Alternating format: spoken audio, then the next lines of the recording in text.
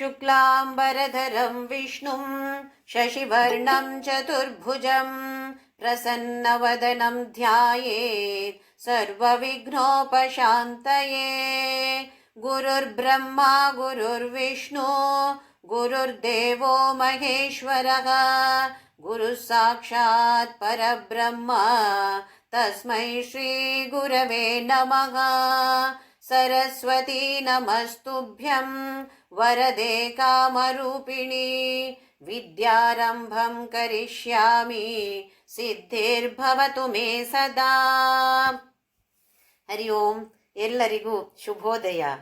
ನಿತ್ಯವಾದ, ಭವ್ಯವಾದ, ನೂತನವಾದ, ಪುರಾತನವಾದ, ಅತೀ ಪವಿತ್ರವಾದ, ಅತೀ ಸಮೀಪದಲ್ಲಿರುವ ನಮ್ಮ ಒಳಗೇ ಇರುವಂತಹ ಈ ಅದ್ಭುತವಾದ ದೇವಾಲಯಕ್ಕೆ ಎಲ್ಲರಿಗೂ ಪ್ರೀತಿಯ ಆತ್ಮೀಯ ಸ್ವಾಗತ.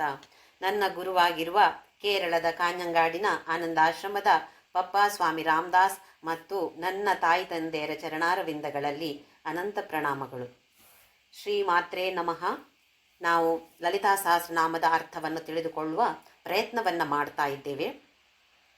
ಜಗನ್ಮಾತೆಯಾದ, ರಾಜರಾಜೇಶ್ವರಿಯಾದ, ತ್ರಿಪುರ ಸುಂದರಿಯಾದ ಆ ಲಲಿತಾ ಮಾತೆ ತನ್ನ ದರ್ಬಾರಿನಲ್ಲಿ ಕುಳಿತುಕೊಂಡು ಹಸನ್ಮುಖಿಯಾಗಿ ವಶಿನ್ಯಾದಿ ವಾಗ್ದೇವತೆಯರಿಗೆ ಒಂದು ಆಜ್ಞೆಯನ್ನು ಕೊಡ್ತಾಳೆ. ನೀವು ನನ್ನ ಸ್ತೋತ್ರವನ್ನು ಹಲವಾರು ಮಾಡಿದ್ದೀರಿ, ಆದರೆ ಈಗ ನಾನು ನಿಮಗೆ ಆಜ್ಞೆ ಮಾಡ್ತಾ ಇದ್ದೇನೆ.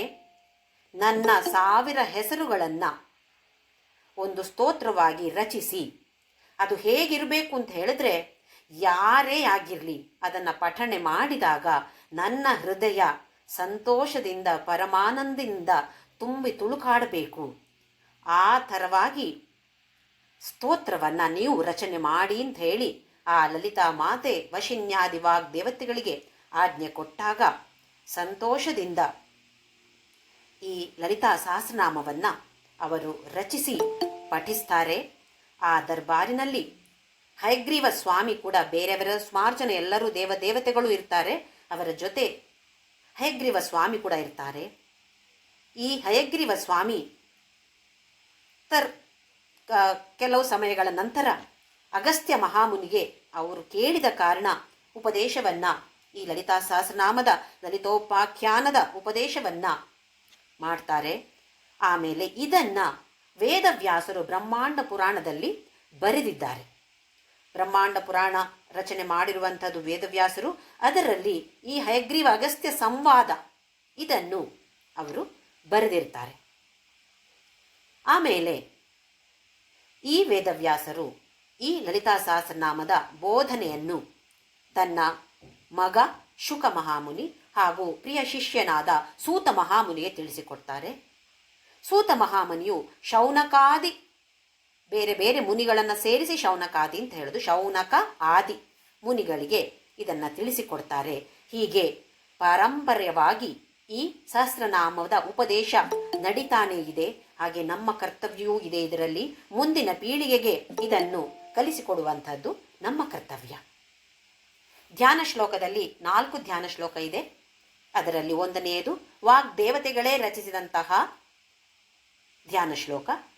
ಧ್ಯಾನ ಶ್ಲೋಕ ಅಂತ ಹೇಳಿದರೆ ಒಂದು ವಿಗ್ರಹದ ರೂಪವಾಗಿ, ನಿಜವಾಗಿ ನೋಡಿದರೆ ಯಾವುದೇ ರೂಪ ಇಲ್ಲ, ನಿರ್ಗುಣ ನಿರ್ವಿಕಾರ ಅರೂಪವಾದ ಶಕ್ತಿ ಇದು.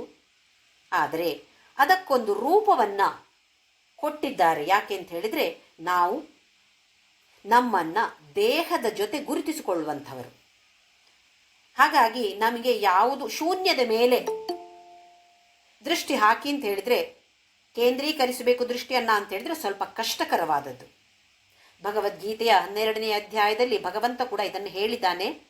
ಸಗುಣ ಉಪಾಸನೆ, ಈ ಸಗುಣೋಪಾಸನೆಗೋಸ್ಕರ ಈ ಒಂದು ರೂಪವನ್ನು ಕೊಟ್ಟಿದ್ದಾರೆ. ಹಾಗಂದರೆ ಈ ಲಲಿತಾ ಮಾತೆ ಈಗ ಹುಟ್ಟಿದ್ದು ಅಂತಲ್ಲ, ಆವಿರ್ಭೂತಳಾಗಿದ್ದಾಳೆ ಅಥವಾ ತನ್ನನ್ನು ತಾನು ವ್ಯಕ್ತಪಡಿಸಿಕೊಂಡಿದ್ದಾಳೆ. ಈ 1ನೇಯ ಧ್ಯಾನ ಶ್ಲೋಕದಲ್ಲಿ ಸಿಂಧೂರಾರುಣ ವಿಗ್ರಹ ಅಂತ ಬರುತ್ತೆ. ಈ ಒಂದೇ ಒಂದು ಸಿಂಧೂರ ಅರುಣ ವಿಗ್ರಹ ಅಂತ ಹೇಳುವ ಒಂದು ಜೋಡು ಪದಗಳು, 3 ಪದಗಳು ಜೋಡಣೆಯಾಗಿ ಒಂದಾಗಿದೆ. ಅಲ್ಲಿ ಸಿಂಧೂರ ಅಂತ ಹೇಳಿದರೆ ಕೆಂಪು ಬಣ್ಣ, ಕೆಂಪು ಬಣ್ಣ ರಜೋಗುಣವನ್ನು ತೋರಿಸುತ್ತೆ. ಹಾಗೆಯೇ ರಜೋಗುಣ ಅಂತ ಹೇಳಿದರೆ ನಾವು ಎಲ್ಲ ಕೆಲಸವನ್ನು, ನಮ್ಮ ಕರ್ತವ್ಯಗಳನ್ನು ಮಾಡುವಂಥದ್ದು. ಅದರ ಜೊತೆಯಲ್ಲಿ ತ್ಯಾಗವನ್ನು ಮಾಡು ಅಂತ ಹೇಳ್ತಾ ಇದೆ ಈ ಸಿಂಧೂರ ಅಂತ ಹೇಳುವ ಒಂದು ಪದ. ಅಂದರೆ ಕರ್ಮಯೋಗವನ್ನು ಸೂಚಿಸ್ತಾ ಇದೆ. ಕೆಲಸವನ್ನು ಮಾಡು, ಆದರೆ ನಾನು ಮಾಡಿದ್ದೇನೆ ಅಂತ ಹೇಳುವ ಭಾವವನ್ನೆಯನ್ನು ಬಿಟ್ಟು ಪರಮಾತ್ಮನಿಗೆ ಸಮರ್ಪಣೆಯನ್ನು ಮಾಡಿದಾಗ ಇದು ಕರ್ಮಯೋಗ ಆಗತ್ತೆ. ಹಾಗೆ ಸಿಂಧೂರ ಅಂತ ಹೇಳಿದರೆ ಕರ್ಮಯೋಗ, ಆಮೇಲೆ ಅರುಣ ಅಂತ ಹೇಳಿದರೆ ಜ್ಞಾನವನ್ನು ಸೂಚಿಸ್ತಾ ಇದೆ. ಅಂದರೆ ಜ್ಞಾನ ಯೋಗ, ಕರ್ಮಯೋಗವನ್ನು ಮಾಡು, ಜ್ಞಾನಯೋಗವನ್ನು ಪಾಲಿಸು. ಹಾಗೆಯೇ ವಿಗ್ರಹ ಅಂತ ಹೇಳಿದರೆ ವಿಗ್ರಹ ಅಂತ ಹೇಳಿದರೆ ಒಂದು ಮೂರ್ತಿ ಅಥವಾ ಒಂದು ರೂಪ, ಆಕಾರ ಇರುವಂಥದ್ದು. ಹಾಗಾದರೆ ಅವಳು ಏನು ನಮಗೆ ಹೇಳ್ತಿದ್ದಾಳೆ ಅಂತ ಹೇಳಿದರೆ, ನಿನಗೆ ಒಂದು ದೇಹವನ್ನು ನಾನು ಕೊಟ್ಟಿದ್ದೇನೆ, ಮಾನವ ದೇಹವನ್ನು, ಉತ್ತಮವಾದ ಮಾನವ ದೇಹ. ಇದು ತುಂಬ ದುರ್ಲಭ, ನಮಗೆ ಸುಲಭವಾಗಿ ಖಂಡಿತವಾಗಿಯೂ ಈ ಮಾನವ ದೇಹ ಸಿಕ್ಕಿಲ್ಲ. ದೊಡ್ಡ ಬೆಲೆ ತೆತ್ತಿದ್ದೇವೆ ಹಿಂದಿನ ಜನ್ಮದಲ್ಲಿ. ಇದನ್ನು ನಾವು ಗಮನಿಸಬೇಕು. ಆಮೇಲೆ ಇನ್ನು ಮುಂದಕ್ಕೆ ಹೋಗುವಂಥವರಾಗು ನೀನು ಅಂತ ಹೇಳಿ ನಮಗೆ ಸೂಚನೆಯನ್ನು ಕೊಡ್ತಿದ್ದಾಳೆ. ಈ ವಿಗ್ರಹ ರೂಪದಲ್ಲಿ ಇದ್ದುಕೊಂಡು ಕರ್ಮಯೋಗವನ್ನು ಮಾಡು, ಜ್ಞಾನಯೋಗವನ್ನು ಮಾಡಿ ಅಧ್ಯಾತ್ಮ ಪದದಲ್ಲಿ ಮೇಲಕ್ಕೆ ಏರು ನೀನು ಅಂತ ಹೇಳುವ ಸೂಚನೆಯನ್ನ ಧ್ಯಾನ ಶ್ಲೋಕದ ಮೊದಲನೆಯ ಪದ ನಮಗೆ ತಿಳಿಸಿಕೊಡ್ತಾ ಇದೆ. ಹಾಗೆಯೇ ಅವಳ ರೂಪದ ವರ್ಣನೆಯನ್ನು ಕೂಡ ಈ ಧ್ಯಾನ ಶ್ಲೋಕದಲ್ಲಿ ಕೊಡ್ತಿದ್ದಾರೆ. ಯಾಕೆ ಅಂತ ಹೇಳಿದ್ರೆ, ನಮಗೆ ದೃಷ್ಟಿಯನ್ನು ಕೇಂದ್ರೀಕರಿಸಿಕೊಳ್ಳುವುದಕ್ಕೆ ಒಂದು ರೂಪ ಬೇಕು. ರೂಪ ಇಲ್ಲದೇ ಇದ್ದರೆ 99.90% ಜನರಿಗೆ ಕಷ್ಟ. ಏನು ಮಾಡೋದು? ಧ್ಯಾನ ಮಾಡೋದಕ್ಕೆ ತುಂಬ ಕಷ್ಟ. ಅದಕ್ಕೋಸ್ಕರ ಒಂದು ರೂಪವನ್ನು ಕೊಟ್ಟು, ಈ ರೂಪವಿಲ್ಲದಂತಹ ಒಂದು ಶಕ್ತಿಗೆ ರೂಪವನ್ನು ಕೊಟ್ಟು ನಮಗೆ ಸುಲಭವಾಗುವಂತೆ ಮಾಡಿರೋದಷ್ಟೇ. ಒಂದನೆಯ ಧ್ಯಾನ ಶ್ಲೋಕವನ್ನು ನಾವು ನೋಡಿದ್ದೇವೆ. ಈಗ ಎರಡನೆಯ ಧ್ಯಾನ ಶ್ಲೋಕವನ್ನು ನೋಡೋಣ. ಇದನ್ನು ರಚನೆ ಮಾಡಿದವರು ಸ್ವಾಮಿ ದತ್ತಾತ್ರೇಯ. ತ್ರಿಮೂರ್ತಿ ದೇವರಂದರೆ ಬ್ರಹ್ಮ ವಿಷ್ಣು ಮಹೇಶ್ವರ ಅವತಾರ ಅಂತ ಹೇಳ್ತಾರೆ. ಇದು ದತ್ತಾತ್ರೇಯ. ಇವರು ರಚನೆ ಮಾಡಿದಂತಹ ಧ್ಯಾನ ಶ್ಲೋಕ ಎರಡನೆಯದು. ಅರುಣಾಂ ಕರುಣಾತರಂಗಿತಾಕ್ಷೀಂ ಧೃತಪಾಶಾಂಕುಶ ಪುಷ್ಪ ಬಾಣ ಚಾಪಾಂ ಅಣಿಮಾದಿಭಿರಾವೃತಾಂ ಮಯೂಖೈಃ ಅಹಮಿತ್ಯೇವ ವಿಭಾವಯೇ ಭವಾನೀಂ. ಅರುಣಾಂ ಅಂತ ನಾವು ನೋಡಿದೆವು. ಜ್ಞಾನ ಅಥವಾ ಬುದ್ಧಿಮತ್ತೆ. ತನ್ನ ಬುದ್ಧಿಯನ್ನು ಎತ್ತರಕ್ಕೆ ತೆಗೆದುಕೊಂಡು ಹೋಗಬೇಕು. ಇಲ್ಲದಿದ್ದರೆ ನಾವೇನು ಮಾಡ್ತೇವೆ? ಬುದ್ಧಿಯನ್ನು ಯಾವುದೋ ಚಿಕ್ಕ ಪುಟ್ಟ ವಿಷಯಗಳಿಗೆ ತುಂಬ ಆಲೋಚನೆ ಮಾಡಿ ಬುದ್ಧಿಯನ್ನೆಲ್ಲ ಅಲ್ಲಿ ಖರ್ಚು ಮಾಡಿ ಬಿಟ್ಟರೆ ಮತ್ತೆ ನಮಗೆ ಉತ್ತಮವಾದ ವಿಚಾರಗಳನ್ನು ಚಿಂತನೆ ಮಾಡೋದಕ್ಕೆ ಬುದ್ಧಿ ಉಳಿಯೋದಿಲ್ಲ ನಮಗೆ, ಅಥವಾ ಬುದ್ಧಿ ಅಲ್ಲಿಗೆ ಬರೋದೇ ಇಲ್ಲ. ಎಲ್ಲ ಚಿಕ್ಕ ಪುಟ್ಟ ವಿಷಯಗಳಲ್ಲೇ ಕೂತು ಬಿಡತ್ತೆ. ಅದಕ್ಕೋಸ್ಕರ ಇಲ್ಲಿ ಅರುಣಾಮ್ ಅಂತ ಹೇಳಿದರೆ ಉತ್ತಮವಾದ ಆಲೋಚನೆಗಳನ್ನು ಮಾಡು, ಚಿಂತನೆಗಳನ್ನು ಮಾಡುವಂಥವರಾಗಬೇಕು. ನಾನು ಹಾಗಿದ್ದೇನೆ, ನೀವು ಹಾಗಿರಬೇಕು. ಅಂದರೆ ಲಲಿತಾ ಸಹಸ್ರನಾಮವನ್ನು ಪಠಣೆ ಮಾಡಿದಾಗ ನಮಗೆ ಏನು ಸಿಗತ್ತೆ ಅಂತ ನಾವು ನೋಡಿದೆವು. ಏನು ಸಿಗತ್ತೆ ನಮಗೆ? ನಮ್ಮನ್ನು ಲಲಿತಾ ಮಾತೆಯಾಗಿ ಅವಳು ಮಾರ್ಪಾಡುಗೊಳಿಸ್ತಾಳೆ. ಇದು ಅವಳು ಮಾಡುವಂತಹ ಅನುಗ್ರಹ. ನಾವೆಲ್ಲರೂ ಕೂಡ ಲಲಿತಾ ಮಾತೆಯರಾಗ್ತೇವೆ. ಅವಳ ಹಾಗೆ ಆಗಬೇಕು ತಾನೆ ನಾವು. ಅವಳಾಗುವುದು ಅಂತ ಹೇಳಿದರೆ ಏನು? ಅವಳ ಹಾಗೆ ಆಗಬೇಕು ಅಂದರೆ ಅವಳ ಎಲ್ಲ ಗುಣಗಳನ್ನು ಗಮನಿಸಿ ನಮ್ಮಲ್ಲಿಯೂ ಆ ಗುಣಗಳು ಇದೆಯಾ ಇಲ್ವಾ ಅಂತ ನಾವು ಪ್ರಶ್ನೆ ಮಾಡಿಕೊಂಡು, ಇಲ್ಲ ಅಂತ ಆದರೆ ಆ ಗುಣಗಳನ್ನು ನಾನು ಹೇಗೆ ಬೆಳೆಸಿಕೊಳ್ಳಬೇಕು ಇದನ್ನು ನಾವು ಯೋಚನೆ ಮಾಡಿ ನಮ್ಮ ಜೀವನದಲ್ಲಿ ಅಳವಡಿಸಿಕೊಳ್ಬೇಕು ಅಂತ ನಮಗೆ ಅವಳು ಸೂಚನೆ ಕೊಡುವಂಥದ್ದಿದೆ. ಅರುಣಾಂ ಕರುಣಾತರಂಗಿತಾಕ್ಷಿ. ಕರುಣಾ ತರಂಗ ಎಲ್ಲಿ ಬರುತ್ತೆ ನೋಡಿ? ಈ ಅಲೆಗಳು ಎಲ್ಲಿ ಬರುತ್ತೆ? ಸಮುದ್ರದಲ್ಲಿ, ಆಳವಾಗಿರೋ ಸಮುದ್ರದಲ್ಲಿ ಮೇಲೆ ದೊಡ್ಡ ದೊಡ್ಡ ಸಣ್ಣ ಸಣ್ಣ ನಾನಾ ಥರದ ಅಲೆಗಳು ಬರುತ್ತೆ. ಹಾಗೆಯೇ ನಮಗೆ ಈ ಸಂಸಾರ ಅಂತ ಹೇಳೋದು ಸಾಗರದ ಹಾಗೆ. ಅದು ಹೇಗಿರೋದು? ದುಃಖ ಸಂಸಾರ ಸಾಗರದಂತೆ ಇರುವ ಈ ಸಂಸಾರ ಹೆಚ್ಚಾಗಿ ದುಃಖಮಯವಾದದ್ದು. ಇದರಲ್ಲಿ ಅವಳ ಕರುಣೆಯ ತರಂಗಗಳು, ಅಲೆಗಳು. ಅಕ್ಷಿ ಅಂತ ಹೇಳಿದರೆ ಕಣ್ಣು. ಅವಳ ಕಣ್ಣಿನಲ್ಲಿ ಕರುಣೆಯ ತರಂಗಗಳನ್ನೇ, ಅಲೆಗಳನ್ನೇ ಸೂಸ್ತಾ ಇದ್ದಾಳೆ ನಮ್ಮ ಮೇಲೆ. ನಾವು ದುಃಖ ಸಂಸಾರ ಸಾಗರದಲ್ಲಿ ಮುಳುಗಿದ್ರೂ ಕೂಡ ಈ ಅಲೆಗಳನ್ನು, ಕರುಣೆಯಂತಿರುವ ಅಲೆಗಳನ್ನು ಗಮನಿಸಿದರೆ ನಮಗೆ ಉತ್ಸಾಹ ಮೂಡತ್ತೆ, ಆ ಸ್ಫೂರ್ತಿ ಬರುತ್ತೆ. ಓಹೋ, ಇದರಿಂದ ಮೇಲೆ ನಾನು ಎದ್ದೇಳಬೇಕು, ನನಗೆ ಅವಳು ನನ್ನ ಜೊತೆ ಇದ್ದಾಗ ನನಗೆ ಯಾವುದರ ಭಯ ಇನ್ನು ಅಂತ ಹೇಳುವ ಒಂದು ಸ್ಫೂರ್ತಿ ಬರುತ್ತೆ. ಹೇಗೆ ಕರುಣೆಯನ್ನು ಸೂಸ್ತಾ ಇದ್ದಾಳೆ ಅವಳು. ಏನೋ ನಮಗೆ ಒಂದು ದೊಡ್ಡ ಸಂಪತ್ತು, ಲಕ್ಷಗಟ್ಟಲೆ ಕೋಟಿಗಟ್ಟಲೆ ದುಡ್ಡು ಬಂದರೆ ಒಂದು ಸಂಪತ್ತು ಅಂತ ಅಂದ್ಕೊಳ್ತಾ ಇವಿ. ಅದು ಒಂದು ದೃಷ್ಟಿಕೋನದಿಂದ ಅದು ಸರಿ ಅಲ್ಲ ಅಂತಲ್ಲ. ಆದರೆ ನಮ್ಮ ದೇಹದ ಒಳಗೆ ಅವಳಿದ್ದಾಳೆ. ದೇವಿ ಸಪ್ತಶತಿಯಲ್ಲಿ ಬರುತ್ತೆ, ಯಾ ದೇವಿ ಸರ್ವಭೂತೇಶು, ಬೇರೆ ಬೇರೆ ಶಬ್ದಗಳು ಬರುತ್ತೆ. ಕ್ಷುಧಾ ರೂಪೇಣ ಸಂಸ್ಥಿತ, ತೃಷ್ಣಾ ರೂಪೇಣ ಸಂಸ್ಥಿತ, ಶಕ್ತಿ ರೂಪೇಣ ಸಂಸ್ಥಿತ, ಶ್ರದ್ಧಾ ರೂಪೇಣ ಸಂಸ್ಥಿತ. ಏನು ತೃಷ್ಣಾ ಅಂತ ಹೇಳಿದರೆ ಬಾಯಾರಿಕೆ, ಕ್ಷುಧಾ ಹಸಿವು, ನಿದ್ರಾ ನಿದ್ದೆ. ನಿದ್ರಾ ರೂಪೇಣ ಸಂಸ್ಥಿತ, ನಿದ್ದೆ ಅಂತ ಹೇಳಿದರೆ ಏನು? ಅವಳೇ ಇರುವುದು ನಿದ್ದೆಯ ರೂಪದಲ್ಲಿ. ಹಸಿವು ಅಂದರೆ ಏನು? ಅವಳೇ ಇರುವುದು, ಅವಳೇ ಅನುಗ್ರಹ ಮಾಡಿಕೊಂಡಿರುವಂಥದ್ದು. ನೋಡಿ, ನಮಗೆ ಹಸಿವಿಲ್ಲ ಅಂತ ಆದರೆ 2 ದಿನ ಏನೋ ಹೊಟ್ಟೆ ಸರಿ ಇಲ್ಲ, ಹಸಿವೇ ಇಲ್ಲ, ನಮಗೆ ಆಹಾರ ಕಂಡ್ರೆ ವಾಂತಿ ಬರೋ ಥರ ಆಗ್ತಾ ಇದೆ ಅಂತ ಆದರೆ ಆಮೇಲೆ ಏನಾಗತ್ತೆ? ನಮ್ಮ ದೇಹ ಕ್ಷೀಣ ಆಗ್ತಾ ಹೋಗುತ್ತೆ. ಊಟ ಬೇಕು ತಾನೇ, ಆಹಾರ ಬೇಕು ದೇಹಕ್ಕೆ. ಭೌತಿಕ ದೇಹಕ್ಕೆ ಖಂಡಿತವಾಗಿಯೂ ಆಹಾರ ಬೇಕೇ ಬೇಕು, ಇಲ್ಲ ಅಂದರೆ ಕ್ಷೀಣ ಆಗತ್ತೆ. ಭೌತಿಕ ದೇಹ ಯಾವಾಗ ಕ್ಷೀಣ ಆಗುತ್ತೋ ಮನಸ್ಸು ಕೂಡ ಕ್ಷೀಣ ಆಗ್ತಾ ಹೋಗುತ್ತೆ. ನಮಗೆ ಹಸಿವನ್ನು ನಿಜವಾಗೂ ಇದ್ದಾಗ ಏನು ವ್ಯತ್ಯಾಸ ಗೊತ್ತಾಗಲ್ಲ. ಹಸಿವು ಇಲ್ಲದೇ ಇದ್ದಾಗ ಎಷ್ಟು ಕಷ್ಟ ಊಟ ಮಾಡೋದು ಅಂತ ಹೇಳಿದರೆ. ಹಾಗಾದರೆ ಅವಳು ನಮ್ಮನ್ನು ಅನುಗ್ರಹಿಸ್ತಾ ಇಲ್ವೇ? ತೃಷ್ಣ, ಬಾಯಾರಿಕೆ ಬೇಕು. ಬಾಯಾರಿಕೆ ಇದ್ದರೆ ತಾನೇ ನೀರು ಕುಡಿಯೋದು. ನೀರು ಬೇಕೇ ಬೇಕು ದೇಹಕ್ಕೆ. ಹಾಗಾಗಿ ಬಾಯಾರಿಕೆಯನ್ನು ನಮಗೆ ಕೊಟ್ಟು ನಾವು ದೇಹಕ್ಕೆ ಬೇಕಾದ ನೀರನ್ನು ಒದಗಿಸ್ತಾ ಇದ್ದಾಳೆ ಆ ಮಹಾಮಾತೆ. ನಿದ್ದೆ, ಒಂದು ರಾತ್ರಿ ನಿದ್ದೆ ಬರಲಿಲ್ವೋ ಮರುದಿನ ನಾವು ಹೇಗಿರ್ತೇವೆ? ದೂರ್ವಾಸ ಮುನಿಯೇ. ಮತ್ತೆ ಎಲ್ಲರ ಮೇಲೂ ಸಿಟ್ಟು ನಮಗೆ, ಎಲ್ಲರ ಮೇಲೂ ಸಿಡಿಮಿಡಿ. ಯಾಕೆ? ನಿದ್ದೆ ಆಗಿಲ್ಲ. ಎಷ್ಟು ಕಷ್ಟ ನಮಗೆ ನಿದ್ದೆ ಇಲ್ಲದಿದ್ದರೆ. ಹಾಗಾದರೆ ಈ ಎಲ್ಲ ನಿದ್ದೆ, ಹಸಿವು, ಬಾಯಾರಿಕೆ, ಇನ್ನು ಶ್ರದ್ಧಾ, ಬೇರೆ ಬೇರೆ ಬೇರೆ ಬೇರೆ ರೂಪದಲ್ಲಿ ನಮ್ಮ ದೇಹದಲ್ಲಿ ಇದ್ದುಕೊಂಡು ನಮಗೆ ಅನುಗ್ರಹವನ್ನು ಮಾಡ್ತಾ ಇದ್ದಾಳೆ ಈ ಮಹಾಮಾತೆ. ಇದು ಕರುಣೆ ಅಲ್ವೇ? ನಮಗೇನೋ ದೊಡ್ಡದು ಒಂದು ಕೋಟಿ ರೂಪಾಯಿ ಬಂದರೆ, ದೊಡ್ಡ ಮನೆ ಬಂದರೆ ಮಾತ್ರ ನಮಗೆ ಓಹೋ, ದೇವರು ನನಗೆ ಅನುಗ್ರಹ, ಕರುಣೆಯನ್ನು ತೋರಿಸಿದ್ದಾರೆ ನನಗೆ ಅಂತ ನಾವು ಹೇಳ್ತೀವಿ. ಇದು ಎಲ್ಲವೂ ಕರುಣೆಯೇ. ಯಾರಿಗೆ ಮೂತ್ರ ಹೋಗೋದಿಲ್ವೋ ಅವ್ರ ಹತ್ರ ಮಾತಾಡಿ ಕೇಳಿ, ಎಷ್ಟು ಕಷ್ಟ ಇದೆ ಒಂದು ದಿನದಲ್ಲಿ ಮೂತ್ರ ಹೋಗದೇ ಇದ್ದರೆ. ಈ ಹೋಗುವಂಥದ್ದು ನಿಜವಾಗಿ ಹೋದಾಗ ಅದೇನಿದೆ, ಏನು ಅದು ನಾರ್ಮಲ್ ಅಲ್ವಾ ಅಂತ ಅಂದ್ಕೊಳ್ತೀವಿ ನಾವು. ಅಲ್ಲ, ಇದೆಲ್ಲವೂ ಅವಳ ಕರುಣೆಯೇ.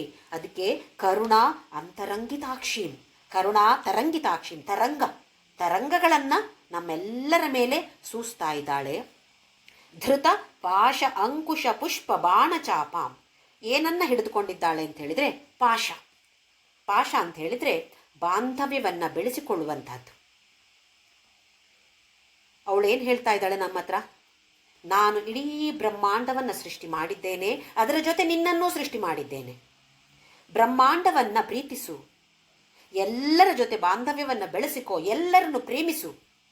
ಆದರೆ ನೀನೇನು ಮಾಡ್ತಾ ಇದೆಯಾ? ನಮ್ಮನ್ನು ಪ್ರಶ್ನೆ ಮಾಡ್ತಿದ್ದಾಳೆ ಜಗನ್ಮಾತೆ. ನೀನೇನು ಮಾಡ್ತಾ ಇದೆಯಾ? ಬ್ರಹ್ಮಾಂಡವನ್ನು ಪ್ರೀತಿಸ್ತಾ ಇದೆಯಾ? ಇಲ್ಲ, ನಿನ್ನ ಗಂಡ, ನಿನ್ನ ಹೆಂಡತಿ, ನಿನ್ನ ಮಕ್ಕಳು ಮಾತ್ರ ನಿನಗೆ ಒಂದು ಕುಟುಂಬ ಆಗಿದೆ. ಆದ್ದರಿಂದ ಹೊರಗಡೆನ ಅತ್ತೆ ಮಾವ ತಂದೆ ತಾಯಿ ಎಲ್ಲ ಸ್ವಲ್ಪ ದೂರವೇ. ಗಂಡ ಹೆಂಡತಿ ಮಕ್ಕಳು ಮಾತ್ರ ಈಗ ನ್ಯೂಕ್ಲಿಯರ್ ಫ್ಯಾಮಿಲಿ ಆಗಿಬಿಟ್ಟಿದೆ. ಬೇರೆಯವ್ರ ಮೇಲೆ, ಯಾರ ಮೇಲೂ ಯಾವ ಕಾಳಜಿಯೂ ಇಲ್ಲ, ಯಾವ ಕಳಕಳಿಯೂ ಇಲ್ಲ ನಮಗೆ. ಪ್ರೀತಿ ಬಿಡಿ. ಹಾಗಾಗದೆ ಅವಳೇನು ಹೇಳ್ತಿದ್ದಾಳೆ? ಎಲ್ಲರನ್ನೂ ಪ್ರೀತಿಸು. ಬ್ರಹ್ಮಾಂಡವನ್ನು ಸೃಷ್ಟಿ ಮಾಡಿದ್ದೇನೆ, ನಿನಗೋಸ್ಕರ ಸೃಷ್ಟಿ ಮಾಡಿದ್ದೇನೆ. ಎಲ್ಲರನ್ನ ಪ್ರೀತಿಸು. ಪಾಶ. ಈ ಪಾಶವನ್ನು ಏನು ಮಾಡ್ತಾ ಇದ್ದೇವೆ ನಾವು ಅಂತ ಹೇಳಿದರೆ, ಪ್ರೀತಿಯನ್ನು ನಾವು ವ್ಯಾಮೋಹವಾಗಿ ಮಾಡಿಕೊಂಡಿದ್ದೇವೆ. ನನ್ನ ಗಂಡ, ನನ್ನ ಹೆಂಡತಿ, ನನ್ನ ಮಕ್ಕಳು ಅಂತ ಹೇಳಿದರೆ ನಾನು ಹೇಳಿದ ಹಾಗೆ ಕೇಳಬೇಕು. ಕಂಡೀಷನಲ್ ಲವ್ ನಮ್ಮದು. ಒಂದು ಕಂಡೀಷನ್, ನಾನು ಹೇಳಿದ ಹಾಗೆ ಕೇಳಿದರೆ ನಾನು ಪ್ರೀತಿ ಮಾಡ್ತೇನೆ, ಇಲ್ಲ ಅಂದರೆ ಅವರ ಮೇಲೆ ನನಗೆ ಪ್ರೀತಿ ಇಲ್ಲ. ಇದು ನಿಜವಾದ ಪ್ರೇಮವ? ಇದನ್ನು ಅವಳು ನಮ್ಮ ಹತ್ರ ಪ್ರಶ್ನೆ ಮಾಡ್ತಿದ್ದಾಳೆ. ಯಾವಾಗ ನಮಗೆ ಆ ವ್ಯಾಮೋಹ ಬಂದುಬಿಡುತ್ತೋ, ಆ ಅಟ್ಯಾಚ್ಮೆಂಟ್ ಬಂದುಬಿಡುತ್ತೋ, ಆಗ ಯಮಪಾಶ ಆಗಿಬಿಡತ್ತೆ ಅದು. ಇಲ್ಲದೇ ಇದ್ದರೆ ಪಾಶ, ಯಾವಾಗ ಆ ಪಾಶದಲ್ಲಿ ಬಿದ್ದು ವ್ಯಾಮೋಹವನ್ನು ಬೆಳೆಸಿಕೊಳ್ತೇವೆಯೋ ಅದೇ ಪಾಶ ಕುತ್ತಿಗೆಯ ಸುತ್ತು ಬರುವ ಯಮ ಪಾಶ ಆಗ್ಬಿಡತ್ತೆ. ಎಷ್ಟೊಂದು ದುಃಖಮಯವಾಗುತ್ತೆ ಅದೇ ಪ್ರೇಮ. ಹಾಗೆಯೇ ಇನ್ನೊಂದು ಕೈಯಲ್ಲಿ ಅಂಕುಶವನ್ನು ಹಿಡ್ಕೊಂಡಿದ್ದಾಳೆ. ಪಾಶ ಅಂತ ಹೇಳಿದರೆ ಅಮ್ಮ ಅಂತ ತಿಳ್ಕೊಳ್ಬೋದು, ಅಂಕುಶ ಅಂತ ಹೇಳಿದರೆ ತಂದೆ ಅಂತ ತಿಳ್ಕೊಳ್ಬೋದು. ಅಂದರೆ ಶಿಸ್ತು. ತಂದೆ ಹೆಚ್ಚಾಗಿ ಶಿಸ್ತನ್ನು ತೋರಿಸುವಂಥದ್ದು, ತಾಯಿ ಹೆಚ್ಚಾಗಿ ಪ್ರೀತಿಯನ್ನು ತೋರಿಸುವಂಥವಳು, ಕಲಿಸಿಕೊಡುವಂಥವಳು. ಇಲ್ಲಿ ಅಂಕುಶ ಯಾಕೆ ಬೇಕು? ಯಾವಾಗ ನಮಗೆ ಈ ಪಾಶವನ್ನು ನಾವು ವ್ಯಾಮೋಹವಾಗಿ ಯಮ ಪಾಶವಾಗಿ ಮಾರ್ಪಾಡು ಮಾಡಿಕೊಂಡಿದ್ದೇವೆಯೋ ಆಗ ಅಂಕುಶದಲ್ಲಿ ತಿವಿಬೇಕಾಗತ್ತೆ. ಸ್ವಲ್ಪ ಸ್ವಲ್ಪ ಅಂಕುಶದಲ್ಲಿ ಹಾಕಿ ಎಳಿಬೇಕಾಗತ್ತೆ. ನೋಡಿ, ನಮ್ಮ ಮಕ್ಕಳು, ಈಗ ನನ್ನ ಮಗನಿಗೆ ಪರೀಕ್ಷೆ ಇದೆ ಅಂತ ಅಂದ್ಕೊಳ್ಳಿ. ನಾಳೆ ಬೆಳಿಗ್ಗೆ ಪರೀಕ್ಷೆ ಇದೆ, 8 ಗಂಟೆಗೆ ಪರೀಕ್ಷೆ ಹಾಲಲ್ಲಿ ಇರಬೇಕು. 6 ಗಂಟೆ ಆದರೂ ಮಗ ಇನ್ನೂ ಹೇಳ್ತಾ ಇಲ್ಲ, ಹೋಗ್ಲಿಕ್ಕೆ ತುಂಬ ದೂರ ಇದೆ ಸೆಂಟರ್. ಅಂದರೆ ಏನು ಮಾಡ್ತೀವಿ? ಕರಿತೀವಿ, ಹೆಸರು ಕರೆದು ಹೇಳದೆ ಇದ್ದರೆ ಆಮೇಲೆ ಜೋರಾಗಿ ಕಿರ್ಚಾಡ್ತೀವಿ, ಇಲ್ಲ ಒಂದು ಏಟ್ ಹಾಕ್ತೀವಿ. ಯಾಕೆ? ದ್ವೇಷವಾದು ಅಲ್ಲ, ಪ್ರೀತಿ. ಯಾಕೆ ಅಂತ ಹೇಳಿದರೆ ಆ ಗುರಿಯನ್ನು ಅವನು ತಲುಪಬೇಕಲ್ಲಿ, ಸಮಯದಲ್ಲಿ ಗುರಿಯನ್ನು ಅವನು ತಲುಪಬೇಕಾದ ಕಾರಣ ಅಲ್ಲಿ ಅವನನ್ನು ಜೋರು ಮಾಡೋದೋ ಹೊಡೆಯೋದೋ ಮಾಡುವಂಥದ್ದು ಅಲ್ವೇ? ಅದೇ ಥರ ಈ ಪಾಶದಲ್ಲಿ ಮುಳುಗಿ, ವ್ಯಾಮೋಹದಲ್ಲಿ ಮುಳುಗಿ ಯಾವಾಗ ನಾವು ಅದೇ ಪಾಶವನ್ನು ಯಮ ಪಾಶವಾಗಿ ಮಾರ್ಪಾಡು ಮಾಡಿಕೊಂಡಿದ್ದೇವೆಯೋ ಆ ಸಮಯದಲ್ಲಿ ಆ ತಾಯಿ ತಂದೆಯ ಸ್ಥಾನವನ್ನು ತೆಗೆದುಕೊಂಡು ಅಂಕುಶದಲ್ಲಿ ತಿವಿದು ನಮ್ಮನ್ನು ಎಚ್ಚರಿಸ್ತಾ ಇದ್ದಾಳೆ. ನಿನ್ನ ಗುರಿ ಯಾವುದು? ಯಾತಕ್ಕಾಗಿ ಈ ಪ್ರಪಂಚಕ್ಕೆ ಬಂದಿದ್ಯಾ ನೀನು? ಏನು ಮಾಡ್ತಾ ಇದೆಯಾ? ಎಲ್ಲಿ ಹೋಗ್ತಾ ಇದೆಯಾ? ಎಲ್ಲಿಂದ ಬಂದಿಯಾ? ಯಾರು ನೀನು? ಇದರ ಬಗ್ಗೆ ಚಿಂತನೆಯನ್ನು ಮಾಡೋದಕ್ಕೋಸ್ಕರ ಅಂಕುಶ ಬೇಕೇ ಬೇಕಾಗತ್ತೆ. ಪಾಶವೂ ಬೇಕು, ಅಂಕುಶವೂ ಬೇಕು, ಪ್ರೇಮವೂ ಬೇಕು, ಅದರ ಜೊತೆ ಶಿಸ್ತು ಕೂಡ ಬೇಕು. ಈ ಶಿಸ್ತನ್ನು ಪರಿಪಾಲನೆ ಮಾಡೋದಕ್ಕೋಸ್ಕರ ಆ ಜಗನ್ಮಾತೆ ಅಂಕುಶವನ್ನು ಕೈಯಲ್ಲಿ ಹಿಡಿದುಕೊಂಡಿದ್ದಾಳೆ. ಇನ್ನು ಪುಷ್ಪ ಬಾಣ ಚಾಪಾಂ, ಈ ಬಾಣಗಳು, ತನ್ನ ಕೈಯಲ್ಲಿ ಪುಷ್ಪಗಳನ್ನು ಹಿಡಿದುಕೊಂಡಿದ್ದಾಳೆ. ಈ ಪುಷ್ಪ ಏನನ್ನು ಸೂಚಿಸುತ್ತೆ ಅಂತ ಹೇಳಿದರೆ, ನಮ್ಮ ಜ್ಞಾನೇಂದ್ರಿಯಗಳಿಗೆ ಬೇಕಾದಂತಹ ವಿಷಯಗಳು, ಶಬ್ದ, ಸ್ಪರ್ಶ, ರೂಪ, ರಸ, ಗಂಧ ಅಂತೇಳುವ 5 ವಿಷಯಗಳು. ವಿಷಯ ವಸ್ತುಗಳು ಅಲ್ಲ, ಇದು ವಿಷಯಗಳು. ನಮ್ಮ ಜ್ಞಾನೇಂದ್ರಿಯಕ್ಕೆ ಯಾವುದು ನಾವು ಜೋಡಣೆ ಮಾಡ್ತೇವೋ ಆ ಥರದ ವಿಷಯಗಳು, ಶಬ್ದ, ಸ್ಪರ್ಶ, ರೂಪ, ರಸ, ಗಂಧ ಅಂತೇಳುವ 5 ವಿಷಯಗಳು. ಇದನ್ನು ಪುಷ್ಪಗಳಾಗಿ ಕೈಯಲ್ಲಿ ಬಾಣಗಳಾಗೆ ಹಿಡ್ಕೊಂಡಿದ್ದಾಳೆ. ಅಂದರೆ ಈ ಬಾಣಗಳು ಒಂದು ಉಪಕರಣಗಳಾಗಬೇಕು. ಬೇರೆಯವರ ಮೇಲೆ ಬಿಡುವ ಬಾಣಕ್ಕಿಂತ ಹೆಚ್ಚಾಗಿ ನಮ್ಮ ಒಳಗೆ ನಾವು ಬಿಡುವಂತಹ ಬಾಣ ಆಗಬೇಕು. ಅಂದರೆ ನಮ್ಮ ಅಂತರಂಗದಲ್ಲಿ ಬದಲಾವಣೆ ತರಬೇಕು. ಹೊರಗಿನ ಪ್ರಪಂಚ ಹೇಗೆ ಇದ್ದರೂ ಒಳಗಿನ ಪ್ರಪಂಚ ಸರಿಯಾಗಿರಬೇಕು ತಾನೆ. ಒಳಗಿನ ಪ್ರಪಂಚ ಅಂತೇಳಿದರೆ ನಮ್ಮ ಅಂತರಂಗ, ನಮ್ಮ ದೃಷ್ಟಿಕೋನ. ನಾವೇನು ಮಾಡ್ತೇವೆ? ಈ ಹೊರಗಿನ ಪ್ರಪಂಚ ಇದು ಸರಿ ಇಲ್ಲ, ಇವರು ಸರಿ ಇಲ್ಲ, ಅವರು ಸರಿ ಇಲ್ಲ, ಇವರಿಂದಾಗಿ ನನ್ನ ಜೀವನ ಹೀಗೆ ಅಂಥೇಳಿ ನಾವು ಬೆಟ್ಟು ಮಾಡಿ ಬೇರೆಯವರನ್ನು ತೋರಿಸ್ತೇವೆ. ನಮ್ಮ ಜೀವನ ನಮ್ಮ ಕೈಯಲ್ಲಿದೆ. ನಮ್ಮ ಅಂತರಂಗ, ನಮ್ಮ ದೃಷ್ಟಿಕೋನ ಸರಿಯಾಗಿದ್ದರೆ ಪ್ರಪಂಚದಲ್ಲಿ ಖಂಡಿತವಾಗಿಯೂ ಯಾವುದೇ ಕೆಟ್ಟದೂ ಇಲ್ಲ. ನಡೀತಾ ಇರೋದು ಎಲ್ಲವೂ ಒಳ್ಳೆಯದಕ್ಕಾಗಿಯೇ. ಯಾವುದೆಲ್ಲ ನಡೆದಿದೆಯೋ ಅದು ಎಲ್ಲವೂ ಒಳ್ಳೆಯದಕ್ಕಾಗಿಯೇ, ಯಾವುದೂ ಕೆಟ್ಟದಾಗಿಲ್ಲ. ಯಾಕೆ ಅಂತೇಳಿದರೆ ಅವಳು ಕರುಣಾಸಾಗರಿ. ಬೇರೆಯವರಿಗೆ ಹಾಗಾಯಿತು, ನನಗೆ ಯಾಕೆ ಹೀಗಾಯಿತು? ಇದು ನಾವು ಪಡೆದುಕೊಂಡು ಬಂದಿರುವಂತಹ ವಾಸನೆಗಳು, ಕರ್ಮ ಫಲಗಳು, ಸಂಸ್ಕಾರ ಅಂತ ಹೇಳ್ತೀವಿ. ಅದರ ಪ್ರಕಾರ ತಾನೇ ನಮ್ಮ ಜೀವನ ನಡೆಯೋದು. ಹಾಗಾಗಿ ಇಲ್ಲಿ ಪುಷ್ಪ ಬಾಣಗಳು ಅಂತ ಹೇಳಿದರೆ ಈ ವಿಷಯಗಳು. ಇದನ್ನು ಅವಳು ತನ್ನ ಕೈಯಲ್ಲಿ ಹಿಡಿದುಕೊಂಡಿದ್ದಾಳೆ. ಇದನ್ನು ಒಂದು ಉಪಕರಣವನ್ನಾಗಿ ಉಪಯೋಗಿಸಿ ದೃಷ್ಟಿಕೋನವನ್ನು ಬದಲಾಯಿಸು.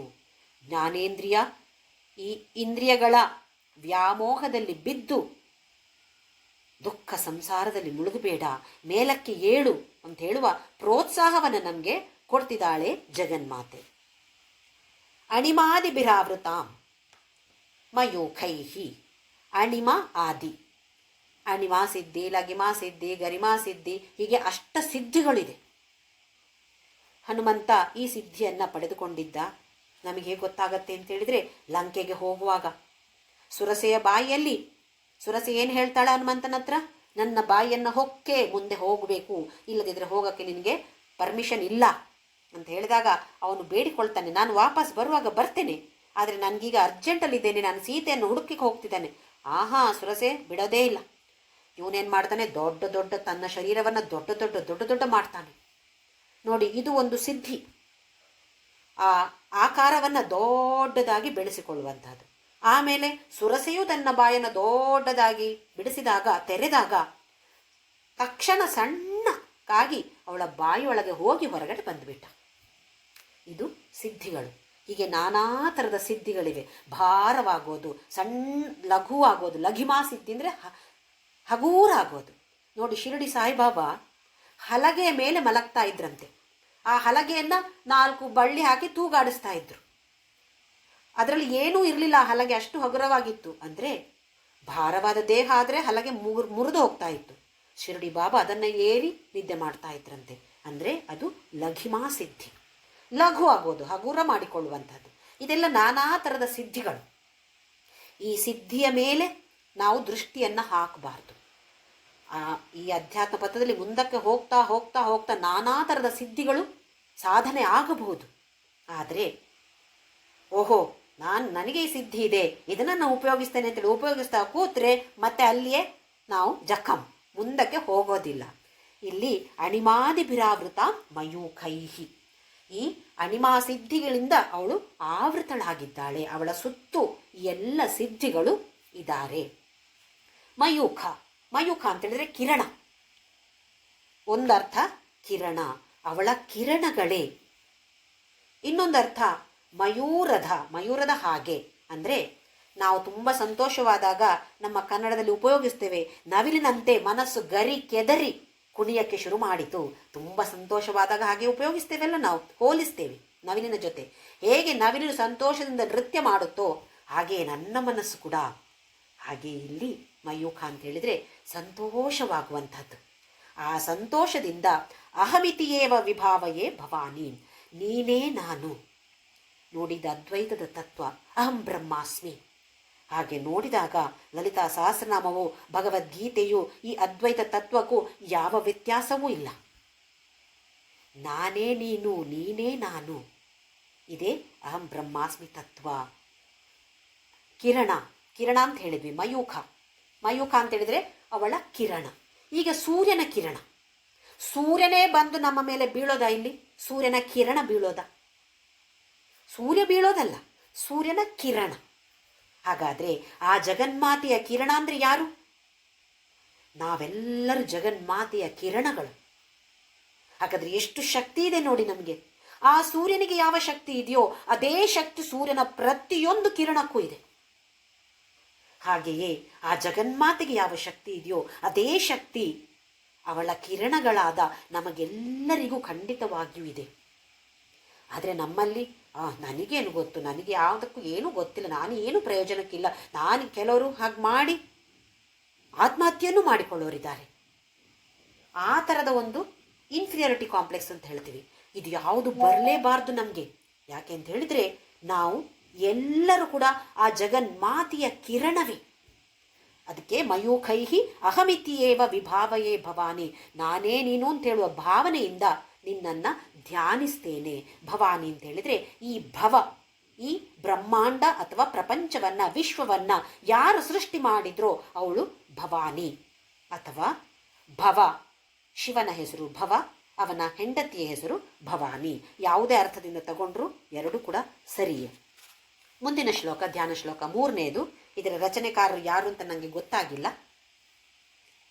ಧ್ಯಾಯೇತ್ ಪದ್ಮಾಸನಸ್ಥಾಂ ವಿಕಸಿತವದನಾಂ ಪದ್ಮಪತ್ರಾಯತಾಕ್ಷೀಂ ಹೇಮಾಭಾಂ ಪೀತವಸ್ತ್ರಾಂ ಕರಕಲಿತಲಸತ್ ಹೇಮ ಪದ್ಮಾಂ ವರಾಂಗೀಂ ಸರ್ವಾಲಂಕಾರಯುಕ್ತಾಂ ಸಕಲಮಭಯದಾಂ ಭಕ್ತನಮ್ರಾಂ ಭವಾನೀಂ ಶ್ರೀವಿದ್ಯಾಂ ಶಾಂತಮೂರ್ತಿಂ ಸಕಲ ಸುರನುತಾಂ ಸರ್ವ ಸಂಪತ್ ಪ್ರದಾತ್ರೀಂ. ಧ್ಯಾಯೇತ್ ಅಂದರೆ ಧ್ಯಾನ ಮಾಡ್ತೇನೆ. ಪದ್ಮಾಸನಸ್ಥಾಂ, ಪದ್ಮಾಸನದಲ್ಲಿ ಕೂತಿರುವಂತಹ, ಕುಳಿತುಕೊಂಡಿದ್ದಾಳೆ. ಅವಳ ಯಾವ ಆಸನದಲ್ಲಿ ಕುಳಿತುಕೊಂಡಿದ್ದಾಳೆ? ಪದ್ಮಾಸನ. ಪದ್ಮಾಸನದಲ್ಲಿ ಕೂತ್ರೆ ದೇಹಕ್ಕೆ ಮನಸ್ಸಿಗೆ ಎಲ್ಲ ಉತ್ತಮವಾಗತ್ತೆ. ಶ್ರೇಷ್ಠವಾದ ಆಸನ ಅಂತ ಹೇಳ್ತಾರೆ. ಯೋಗಾಸನದಲ್ಲಿ ಉತ್ತಮವಾದ ಒಂದು ಆಸನ ಪದ್ಮಾಸನ. ಅವಳು ಹಾಗೆ ಕೂತಿದ್ದಾಳೆ ಅಂತ ಹೇಳುವಾಗುವಾಗ ನಮಗೂ ಕೂಡ ಒಂದು ನಾನು ಕೂಡ ಕೂತು ನೋಡ್ತೇನೆ. ಯಾಕೆಂದರೆ ಅವಳಾಗೆ ಆಗಬೇಕು ತಾನೇ. ನಾನು ಕಷ್ಟ ಆಗ್ಬೋದು, ಆದರೂ ಪ್ರಯತ್ನ ಮಾಡ್ತೇನೆ ಅಂತ ಹೇಳಿ ದಿನ ಸ್ವಲ್ಪ ಹೊತ್ತಾದರೂ ನಾವು ಪದ್ಮಾಸನದಲ್ಲಿ ಕೂತ್ಕೊಳ್ಳುವಂತಹ ಪ್ರಯತ್ನವನ್ನು ಮಾಡಬಹುದು. ಪದ್ಮಾಸನಸ್ಥಾಂ, ಅವಳು ಹಾಗೆ ಕೂತಿದ್ದಾಳೆ. ಇನ್ನೊಂದು ದೃಷ್ಟಿಕೋನದಿಂದ ಹೇಳಬೇಕು ಅಂತಾದರೆ ಪದ್ಮ ಆಸನ. ಪದ್ಮ ಅಂತ ಹೇಳಿದರೆ ತಾವರೆ ಹೂ. ಹೇಗೆ ತಾವರೆ ಹೂ ಮಣ್ಣಿನಿಂದ ಮೇಲಕ್ಕೆ ಬಂದು ಕೋಮಲವಾಗಿದೆಯೋ ಹಾಗೆಯೇ ಉತ್ತಮವಾದ ಪರಿಮಳವನ್ನು ಬೀರುವಂತಹ, ಎಲ್ಲರಿಗೂ ಪ್ರಿಯವಾಗುವಂತಹ ಒಂದು ಹೂವದು. ಹಾಗೆಯೇ ನಾವೆಲ್ಲರೂ ಕೂಡ ಈ ಸಂಸಾರ ಅಂತ ಹೇಳೋದು ಒಂದು ಮಣ್ಣಿನ ಹಾಗಿದೆ. ಇದರಿಂದ ಮೇಲಕ್ಕೆ ಬಂದು ಅದು ಒಂದು ಕೊಳಚೆ, ಅದರಿಂದ ಮೇಲಕ್ಕೆ ಬರುವಂಥವರಾಗಬೇಕು. ಅದಕ್ಕೋಸ್ಕರ ಪದ್ಮಾಸನಸ್ಥ. ವಿಕಸಿತ ವದನ. ವದನ ಹೇಗಿದೆ? ಮುಖ ಹೇಗಿದೆ? ಯಾವತ್ತು ಹಸನ್ಮುಖಿಯಾಗಿದೆ. ವಿಕಸಿತ ಅಂದರೆ ವಿಕಸನಗೊಂಡಿದೆ. ಹಾಗೆಯೇ ಸ್ಮಿತಮುಖಿ ಅಂತ ಒಂದನೆಯ ಇದರಲ್ಲಿ ನೋಡಿದೆವು ನಾವು. ನಗ್ತಾ ಇರುವಂಥದ್ದು. ಕಷ್ಟ ಬರುತ್ತೆ, ದುಃಖ ಇದ್ದೇ ಇರುತ್ತೆ. ಎಷ್ಟೊಂದು ಕಷ್ಟಗಳನ್ನು ಎದುರಿಸಬೇಕಾಗಿ ಬರುತ್ತೆ ಜೀವನದಲ್ಲಿ ಪ್ರತಿಯೊಬ್ಬ ವ್ಯಕ್ತಿಗೂ. ಯಾರನ್ನೂ ಬಿಡೋದಿಲ್ಲ ಅದು. ಹಾಗಿದ್ದಾಗ ಕಷ್ಟ ಬಂದಾಗ ಅಯ್ಯೋ ಅಯ್ಯೋ ಅಳ್ತಾ ಕೂರೋ ಬದಲು, ಅಥವಾ ಎಲ್ಲರ ಮೇಲೂ ದೂರು ಹೇಳುವ ಬದಲು ಒಂದು ಉತ್ತಮವಾದ ನಗುವನ್ನು ನಕ್ಕು ಅದನ್ನು ಸ್ವೀಕಾರ ಮಾಡುವಂಥವರಾಗಬೇಕು. ಅದಕ್ಕೋಸ್ಕರ ವಿಕಸಿತ ವದನ. ಪದ್ಮಪತ್ರಾಯತಾಕ್ಷೀಂ. ಕಣ್ಣು ಹೇಗಿದೆ ಅಂತ ಹೇಳಿದ್ರೆ ಪದ್ಮಪತ್ರ. ಈ ತಾವರೆ ಎಲೆಯನ್ನು ಗಮನಿಸಿದ್ರೆ ನೀರಲ್ಲಿರುತ್ತೆ, ಆದರೆ ಅದರ ಮೇಲೆ ನೀರು ಹಾಕಿದ್ರೂ ಕೂಡ ನೀರು ಅದರಲ್ಲಿ ನಿಲ್ಲೋದಿಲ್ಲ. ಇದನ್ನು ನೀವು ಗಮನಿಸಿದ್ರೋ ಗೊತ್ತಿಲ್ಲ, ಗಮನಿಸದೇ ಇದ್ದರೆ ಇನ್ನೊಂದ್ಸಲ ನೋಡಿದಾಗ ಅದನ್ನು ಗಮನಿಸಿ. ಪದ್ಮಪತ್ರ ಅಂತ ಹೇಳಿದರೆ ನೀರಿನಲ್ಲಿಯೇ ಇದ್ದರೂ ಕೂಡ ಅದಕ್ಕೂ ನೀರಿಗೂ ಯಾವ ಅಟ್ಯಾಚ್ಮೆಂಟು ಇಲ್ಲ. ಈಗ ನೀವು ಕೈಯಲ್ಲಿ ಪದ್ಮಪತ್ರವನ್ನು ತೆಗೆದುಕೊಂಡು ಅದಕ್ಕೆ ನೀರು ಸುರಿದ್ರೆ ನೀರು ಕೆಳಗಡೆ ಹೋಗುತ್ತೆ, ಅಥವಾ ಉಳಿದ ನೀರು ಕೂಡ ಅದರ ಜೊತೆ ಅಟ್ಯಾಚ್ ಆಗಿರೋದಿಲ್ಲ. ಒಂದು ಡ್ರಾಪ್ ಆಗಿ ಆಮೇಲೆ ಕೆಳಗಡೆ ಬೀಳತ್ತೆ. ಅಂದರೆ ಅವಳು ಆಗಿದ್ದಾಳೆ ಅಂತ ಹೇಳಿದರೆ ಒಂದರ್ಥ ಸಮಾನತೆ. ಎಲ್ಲರನ್ನ ಒಂದೇ ರೀತಿಯಲ್ಲಿ ನೋಡ್ತಾಳೆ ಅವಳು. ಅದು ಸಂತನೇ ಇರ್ಬೋದು, ಅಥವಾ ಒಬ್ಬ ದರೋಡೆಕೋರನೇ ಇರ್ಬೋದು, ಕಟುಕನೇ ಇರ್ಬೋದು, ಯಾರೇ ಆಗಿರಲಿ, ಎಷ್ಟೇ ಕೆಟ್ಟವರಾಗಿರಲಿ, ಅವಳು ನೋಡುವ ದೃಷ್ಟಿ ಮಾತ್ರ ಒಂದೇ, ವ್ಯತ್ಯಾಸವೇ ಇಲ್ಲ. ಅದಕ್ಕೆ ಕರುಣಾ ತರಂಗಿತಾಕ್ಷಿ, ಕರುಣೆಯನ್ನು ಸೂಸ್ತಾಳೆ ಅವಳು. ಈ ಮಹಿಷಾಸುರನ ವಧೆ ಮಾಡಿದಾಗ ಕೋಪವನ್ನು ತೋರಿಸಿದ್ಲು, ಕಣ್ಣಲ್ಲಿ ಕೋಪವನ್ನು ತೋರಿಸಿದ್ಲು, ಆದರೆ ಮನಸ್ಸಿನಲ್ಲಿ ಕೋಪವನ್ನು ಇಟ್ಟುಕೊಂಡಿಲ್ಲ. ಯಾವ ತ್ರಿಶೂಲದಿಂದ ಆ ಅಸುರರನ್ನು ಕೊಂದ್ರೋ ಆ ತ್ರಿಶೂಲ ಅವರ ದೇಹವನ್ನು ಮುಟ್ಟಿದ ಕಾರಣ, ಸ್ಪರ್ಶ ಆದ ಕಾರಣ ಅವರಿಗೆಲ್ಲರಿಗೂ ಮೋಕ್ಷ ಸಿಕ್ತು. ಎಷ್ಟೇ ಕೆಟ್ಟ ರಾಕ್ಷಸರಾದರೂ ತಾನು ಸ್ಪರ್ಶ ಮಾಡಿ ಅವರಿಗೆ ಮೋಕ್ಷವನ್ನು ಕೊಟ್ಟಿದ್ದಾಳೆ ಅಂತ ಆದರೆ ಅವಳ ಕರುಣೆಗೆ ಇತಿ ಮಿತಿ ಇದೆಯೇ? ಹಾಗಾಗಿ ಇಲ್ಲಿ ಪದ್ಮಪತ್ರಾಯತಾಕ್ಷಿ ನಮಗೇನು ಹೇಳ್ತಿದ್ದಾಳೆ? ಪದ್ಮಪತ್ರದ ಹಾಗೆ ಜೀವನ ಮಾಡಿ ಸಂಸಾರದಲ್ಲಿ ಇರಬೇಕು. ನಾವು ಯಾವ ಕುಟುಂಬದಲ್ಲಿ ಇದ್ದೇವೋ ಅದೇ ಕುಟುಂಬದಲ್ಲಿ, ನಮಗೆ ಯಾವಾಗಲೂ ದೂರದ ಬೆಟ್ಟ ಕಣ್ಣಿಗೆ ನುಣ್ಣಗೆ, ಅವರೆಷ್ಟು ಚೆನ್ನಾಗಿದ್ದಾರೆ, ಎಷ್ಟು ಸುಲಭ ಅವರಿಗೆ ಜೀವನ, ನನಗೆ ಮಾತ್ರ ಹೀಗಿರುವ ಕಷ್ಟ. ಏನೂ ಅಲ್ಲ, ಅವರಿಗೂ ಕಷ್ಟ ಇದೆ. ಅವರ ಕಷ್ಟ ನಮ್ಮ ಕಣ್ಣಿಗೆ ಕಾಣ್ತಾ ಇಲ್ಲ ಅಷ್ಟೇ. ಹಾಗಾಗಿ ಅವಳು ನಮ್ಗೆ ಏನು ಸೂಚನೆಯನ್ನು ಕೊಡ್ತಿದ್ದಾಳೆ? ಯಾವ ಕುಟುಂಬದಲ್ಲಿ ಯಾವ ಸಂಸಾರದಲ್ಲಿ ಇದೆಯೋ ಅದೇ ಸಂಸಾರದಲ್ಲಿ ಇದ್ದು ಅದಕ್ಕೆ ಅಂಟಿಕೊಳ್ಳಬೇಡ. ಅಂಟಿಕೊಳ್ಳದೆ ಕರ್ಮಯೋಗ ಜ್ಞಾನಯೋಗ ಮಾಡಿ ಲಲಿತಾ ಮಾತೆಯಾಗಬೇಕು. ಇದನ್ನು ನಮಗೆ ಅವಳು ಸೂಚನೆಯನ್ನು ಕೊಡ್ತಿದ್ದಾಳೆ. ಹೇಮಾಭಾಂ. ಹೇಮ ಅಂತ ಹೇಳಿದರೆ ಬಂಗಾರ, ಚಿನ್ನ. ಆಭ ಅಂತ ಹೇಳಿದರೆ ಮತ್ತೆ ಒಂದು ಹೊಳಪು ಇರುವಂಥದ್ದು, ಅದರ ಕಿರಣ ಅಂತ ಕೂಡ ಹೇಳ್ಬೋದು, ಅಥವಾ ಹೊಳಪು ಇರುವಂಥದ್ದು. ಹೇಗಿದೆ ಅವಳ ಶರೀರ? ನಾವು ಕೆಲವರನ್ನು ಕಂಡ್ರೆ ಹೇಳೋದಿಲ್ವಾ, ಚಿನ್ನದ ಹಾಗೆ, ಅಪ್ಪ ಎಷ್ಟು ಚೆನ್ನಾಗಿದೆ ಅವರ ದೇಹದ ಬಣ್ಣ, ಆ ಕಾಂತಿಯುತವಾಗಿದೆ. ಹಾಗೆ ಇಲ್ಲಿ ಬಂಗಾರದಂತೆ ಕಾಂತಿಯುತವಾಗಿದೆ ಆ ಮೈ ಬಣ್ಣ. ಪೀತವಸ್ತ್ರಾಂ, ಹಳದಿ ಬಟ್ಟೆಯನ್ನು ಉಟ್ಟುಕೊಂಡಿದ್ದಾಳೆ. ಕೆಂಪು ಬಟ್ಟೆ ಅಂತ ಹೇಳಿದೆವು, ಹಳದಿ ಬಟ್ಟೆಯೂ ಇದೆ. ಹಳದಿ ಅಂತ ಹೇಳಿದರೆ ಪವಿತ್ರತೆಯನ್ನು ಸೂಚಿಸುತ್ತೆ. ಪವಿತ್ರತೆ ಹಾಗೂ ಬುದ್ಧಿ ಕೌಶಲ್ಯ, ಉತ್ತಮವಾದ ಬುದ್ಧಿ ಅಥವಾ ಜ್ಞಾನ, ಇದನ್ನು ಸೂಚಿಸುತ್ತೆ ಪೀತವಸ್ತ್ರ. ಕರಕಲಿತ ಲಸತ್ ಹೇಮ ಪದ್ಮ, ಕೈಯಲ್ಲಿ ಹೇಮ ಪದ್ಮ, ಚಿನ್ನದ ತಾವರೆಯ ಪ್ರಾಮುಖ್ಯತೆಯನ್ನು ಈಗ ಹೇಳಾಯಿತು. ಹಲವಾರು ಕಡೆ ಪದ್ಮದ ಜೊತೆ ಹೋಲಿಸ್ತಾ ಇರ್ತಾರೆ. ಸಂಸಾರ ಅಂತ ಹೇಳುವ ಮಣ್ಣು ಇದರಿಂದ ಮೇಲಕ್ಕೆ ಬರುವಂಥವರಾಗಬೇಕು.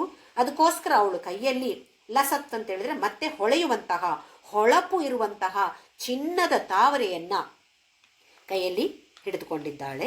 ವರಾಂಗಿ, ಎಲ್ಲ ಅಂಗಗಳು ಶ್ರೇಷ್ಠವಾಗಿದೆ. ನಮಗೆ ಕೆಲವೊಂದ್ಸಲ ನಾವು ಕೆಲವರನ್ನು ನೋಡ್ತೇವೆ, ಭಾರಿ ಚಂದ ಇದ್ದಾರೆ, ತುಂಬ ಚಂದ ಇದ್ದಾರೆ. ಆದರೆ ಮೂಗು ಮಾತ್ರ ಒಂದು ಸ್ವಲ್ಪ ಉದ್ದ ಇದ್ರೆ ಚೆನ್ನಾಗಿರ್ತಿತ್ತಲ್ವ? ನಾವು ನಮ್ಮಷ್ಟಕ್ಕೆ ಮಾತಾಡಿಕೊಳ್ಳೋದಿಲ್ಲ, ಎಷ್ಟು ಚೆನ್ನಾಗಿದ್ದಾರೆ ನೋಡಿ ಅವರು, ಇದು ಒಂದೇ ಸ್ವಲ್ಪ ಕೊರತೆ ಅಲ್ವಾ? ಹಾಗೆ ಇವಳಿಗೆ ಯಾವ ಕೊರತೆಯೂ ಇಲ್ಲ, ಪ್ರತಿಯೊಂದು ಅಂಗ ಕೂಡ ಅಷ್ಟು ಅದ್ಭುತವಾಗಿದೆ. ವರಾಂಗಿ ಸರ್ವಾಲಂಕಾರಯುಕ್ತ, ಎಲ್ಲ ಅಲಂಕಾರವನ್ನು ಮಾಡಿಕೊಂಡಿದ್ದಾಳೆ. ಅಂದರೆ ನಮಗೆ ಕೂಡ ಅಲಂಕಾರ ಮಾಡಬಾರ್ದು ಅಂತ ಇಲ್ಲ. ಖಂಡಿತವಾಗಿಯೂ ಕೆಲವರು ಏನು ಹೇಳ್ತಾರೆ, ಅಯ್ಯೋ ಈ ಭಗವದ್ಗೀತೆ ಎಲ್ಲ ಓದಿದ ಮತ್ತೆ ಅವರು ಚೈನೆಲ್ಲ ಹಾಕ್ಲಿಕ್ಕೆ ಬಿಡೋದಿಲ್ಲಂತೆ, ಒಡ್ಯಾಣ ಎಲ್ಲ ಬೇಡ ಅಂತ ಹೇಳ್ತಾರಂತೆ, ಕಾಲಿಗೆ ಗೆಜ್ಜೆ ಬೇಡ ಅಂತ ಹೇಳ್ತಾರಂತೆ, ಹಾಗಾಗಿ ನನಗೆ ಬೇಡಪ್ಪ ಭಗವದ್ಗೀತೆ ಓದೋದು, ಲಲಿತಾ ಸಹಸ್ರನಾಮ ಓದೋದು, ಈ ಥರ ಯಾವುದೂ ಇಲ್ಲ. ಯಾವುದೇ ಅಲಂಕಾರ, ಯಾವುದೇ ಆಭರಣ, ಸರ್ವಾಭರಣ ಭೂಷಿತೆ ಅವಳು. ಯಾವುದೇ ಆಭರಣವನ್ನು ಬೇಕಾದರೂ ಖಂಡಿತವಾಗಿಯೂ ಹಾಕಿಕೊಳ್ಬಹುದು, ಅಲಂಕಾರ ಮಾಡಿಕೊಳ್ಬೋದು. ಒಂದೇ ವ್ಯತ್ಯಾಸ ಅಂತ ಹೇಳಿದರೆ ಅದರ ಜೊತೆ ಒಂದು ವ್ಯಾಮೋಹ ಇರಬಾರ್ದು. ಅದು ಇಲ್ಲದೇ ಇದ್ದರೂ ಕೂಡ ನಿರಾಭರಣ ಸುಂದರಿ, ನಿರಾಭರಣರಾದರೂ ಸರ್ವಾಭರಣರಾದರೂ ಮನಸ್ಸು ಮಾತ್ರ ಸಂತೋಷವಾಗಿರಬೇಕು. ಅಯ್ಯೋ ನನಗೆ ಆ ಚೈನ್ ಇಲ್ಲ, ಅಯ್ಯೋ ನನಗೆ ಈ ಓಲೆ ಇಲ್ಲ, ಈ ಥರದ ಭಾವನೆ ಬಾರದೇ ಇರುವಂತೆ ನಾವು ಮಾಡಿಕೊಂಡ್ರೆ ಸರ್ವ ಅಲಂಕಾರವೂ ಮಾಡಿಕೊಳ್ಬೋದು, ಸರ್ವಾಭರಣವನ್ನು ಹಾಕಿಕೊಳ್ಬೋದು ನಾವು. ಸರ್ವಾಲಂಕಾರಯುಕ್ತ, ಕೆಲವು ಕಡೆಯಲ್ಲಿ ಸತತಮ ಅಭಯಧಾಮ್ ಅಂತ ಇದೆ, ಕೆಲವು ಕಡೆ ಸಕಲಂ ಅಭಯಧಾಮ್. ಸತತಂ ಅಭಯಧಾಮ್ ಅಂತೇಳಿದ್ರೆ ಯಾವತ್ತೂ ನಮಗೆ ಅಭಯ ಪ್ರದಾನವನ್ನು ಮಾಡುವಂಥವಳು.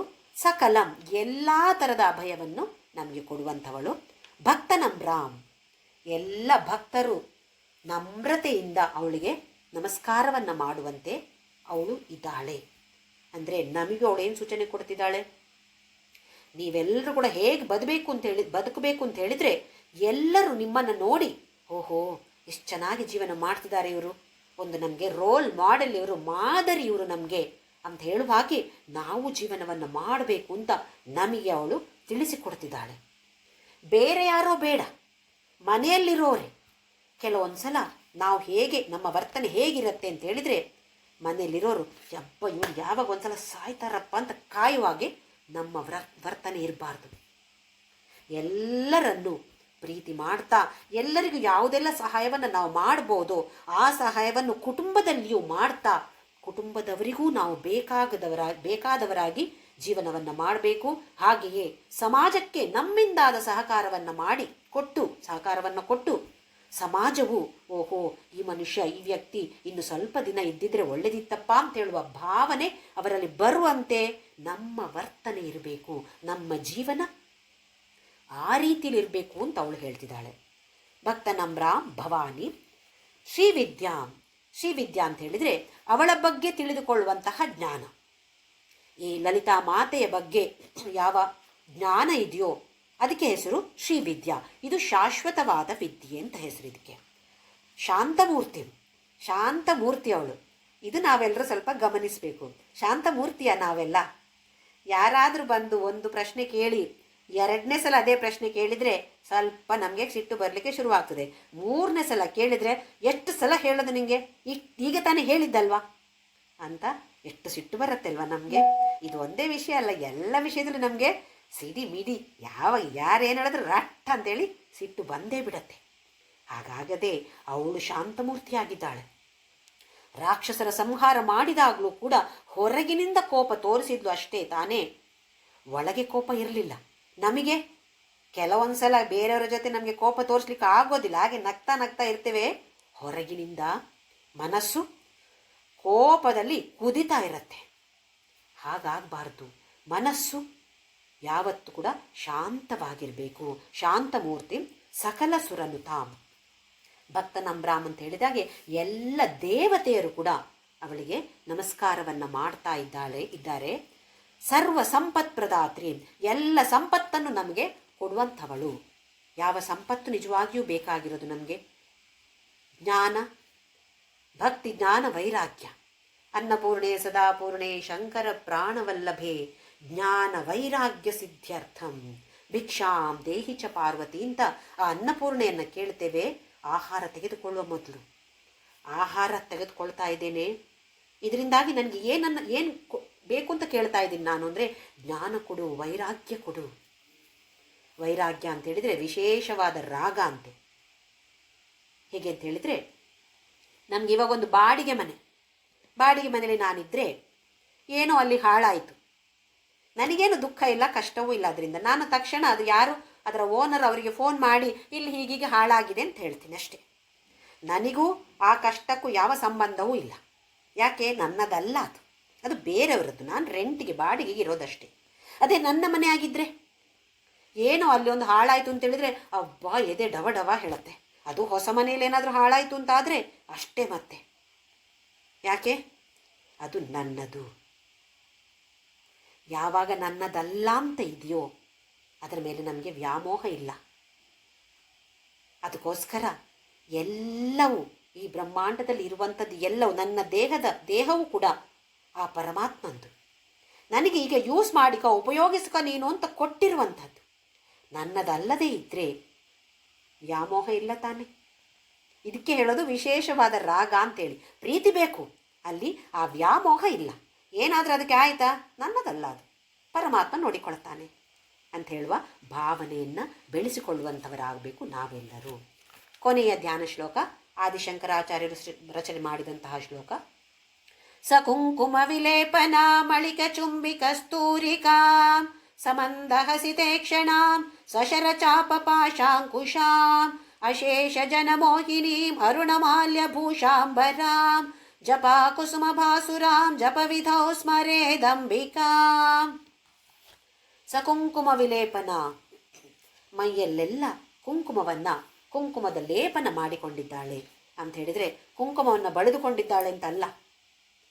ಅಂದರೆ ಕೆಂಪಗಾಗಿ ಅವಳ ದೇಹ ಹೇಗಿದೆ, ಕುಂಕುಮದ ಬಣ್ಣದ ಹಾಗೆ ಕೆಂಪಾಗಿದೆ ಅಂತ ಹೇಳಿದರೆ ರಜೋಗುಣವನ್ನು ಸೂಚಿಸುತ್ತೆ. ಇಲ್ಲಿ ಕರ್ತವ್ಯವನ್ನು ಪರಿಪಾಲಿಸುವಂಥದ್ದು. ಅವಳು ಕರ್ತವ್ಯ ನಿರತಳಾಗಿದ್ದಾಳೆ, ನಮ್ಮನ್ನು ಕೂಡ ಕರ್ತವ್ಯ ನಿರತಳಾಗಿ ಅಂತ ನಮಗೆ ಬೋಧನೆಯನ್ನು ಮಾಡ್ತಿದ್ದಾಳೆ.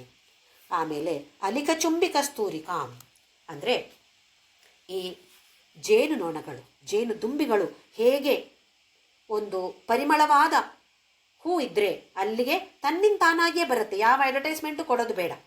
ಸಕ್ಕರೆ ಇದ್ದಲ್ಲಿ ಇರುವೆ ಬಂದೇ ಬರುತ್ತೆ. ನಾವು ಸಕ್ಕರೆ ನಾನಿದ್ದೇನೆ ಅಂತ ಹೇಳಬೇಕಾದ ಅವಶ್ಯಕತೆ ಇಲ್ಲ.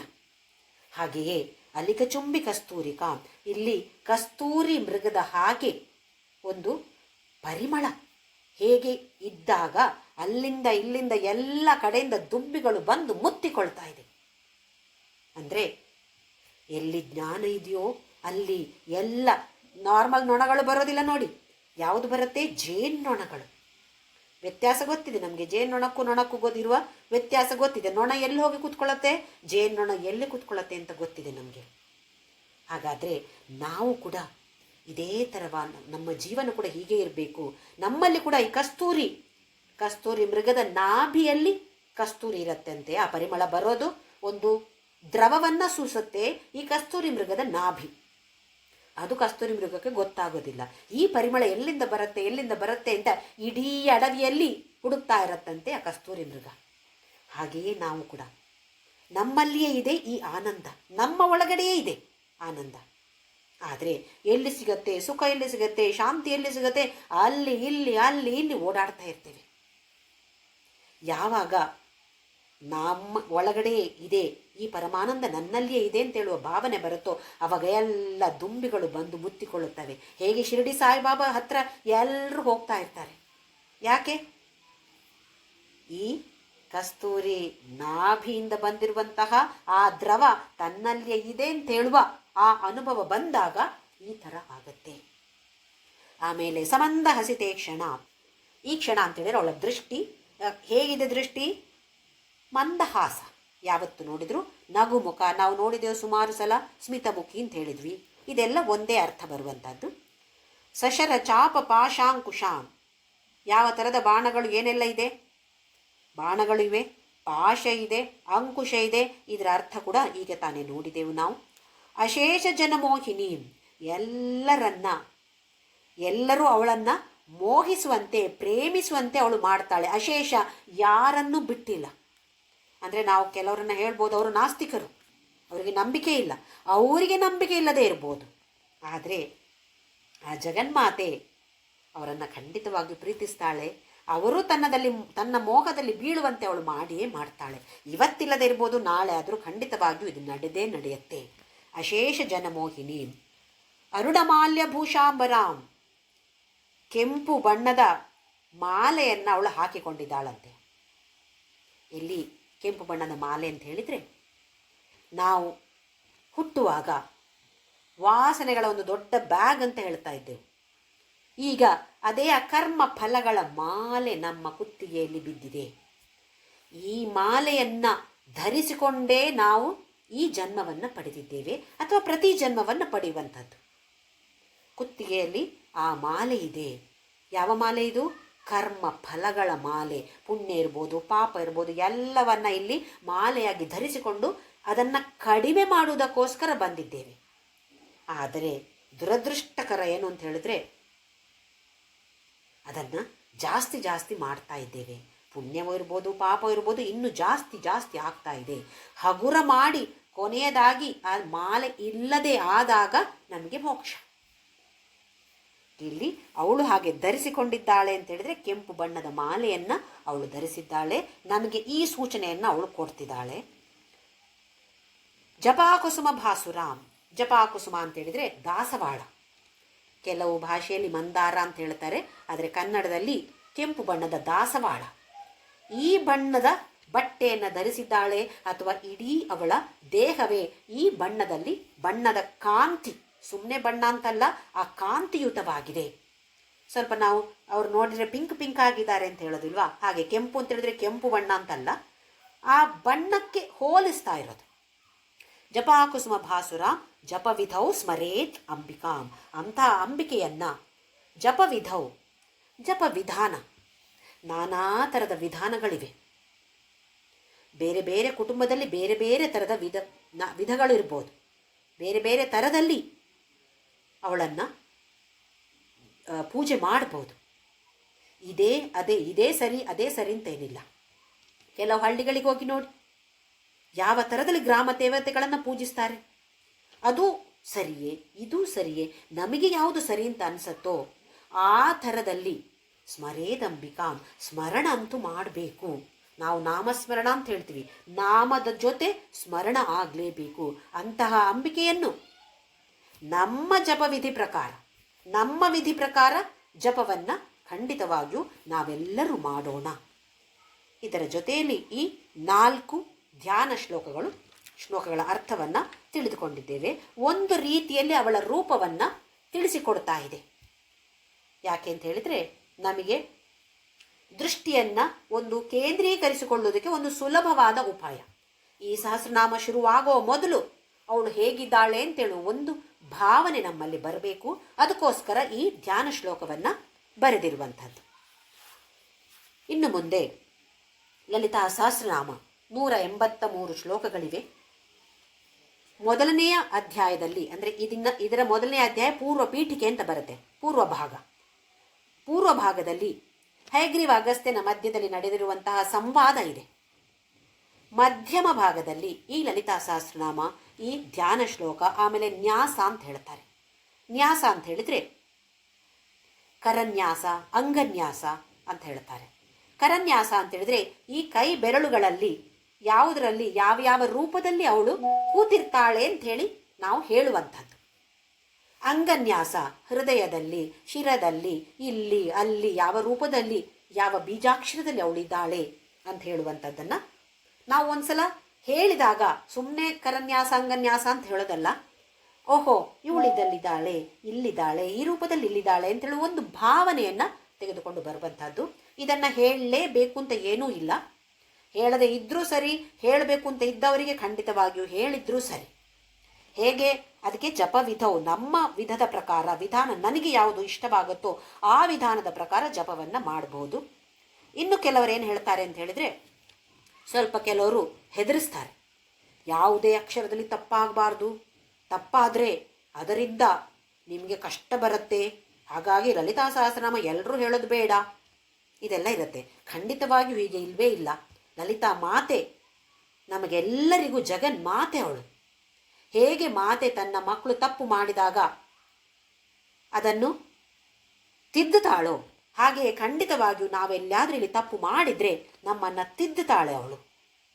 ಅಷ್ಟೇ ಹೊರತು ಅದಕ್ಕೆ ಶಿಕ್ಷೆಯನ್ನು ಕೊಡುವಂಥದ್ದಲ್ಲ.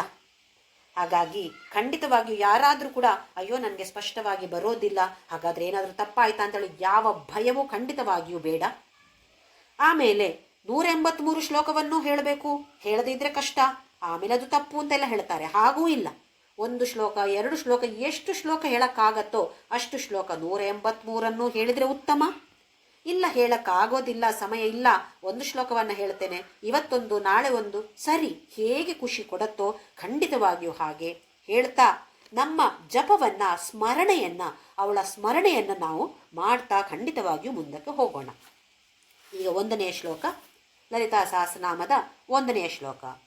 ಶ್ರೀಮಾತಾ ಶ್ರೀಮಘಾರಾಜ್ಞಿ ಶ್ರೀಮತ್ ಸಿಂಹಾಸನೇಶ್ವರಿ ಚಿದಗ್ನಿಕುಂಡ ಸಂಭೂತ ದೇವ ಕಾರ್ಯ ಸಮುದ್ಯತ. 1000 ಹೆಸರುಗಳು ಇರುವಂತಹ 183 ಶ್ಲೋಕ. 1ನೆಯ ನಾಮ ಶ್ರೀ ಮಾತಾ. ಮಾತಾ ಅಂತ ಹೇಳಿದರೆ, ಶ್ರೀ ಅಂತ ಹೇಳಿದರೆ ನಮಗೆ ಗೊತ್ತಿದೆ, ಶ್ರೇಷ್ಠವಾದದ್ದು, ಉತ್ತಮವಾದದ್ದು, ಸಂಪತ್ತನ್ನು ಕೊಡುವಂತಹ ಲಕ್ಷ್ಮಿಗೆ ಹೆಸರು ಶ್ರೀ.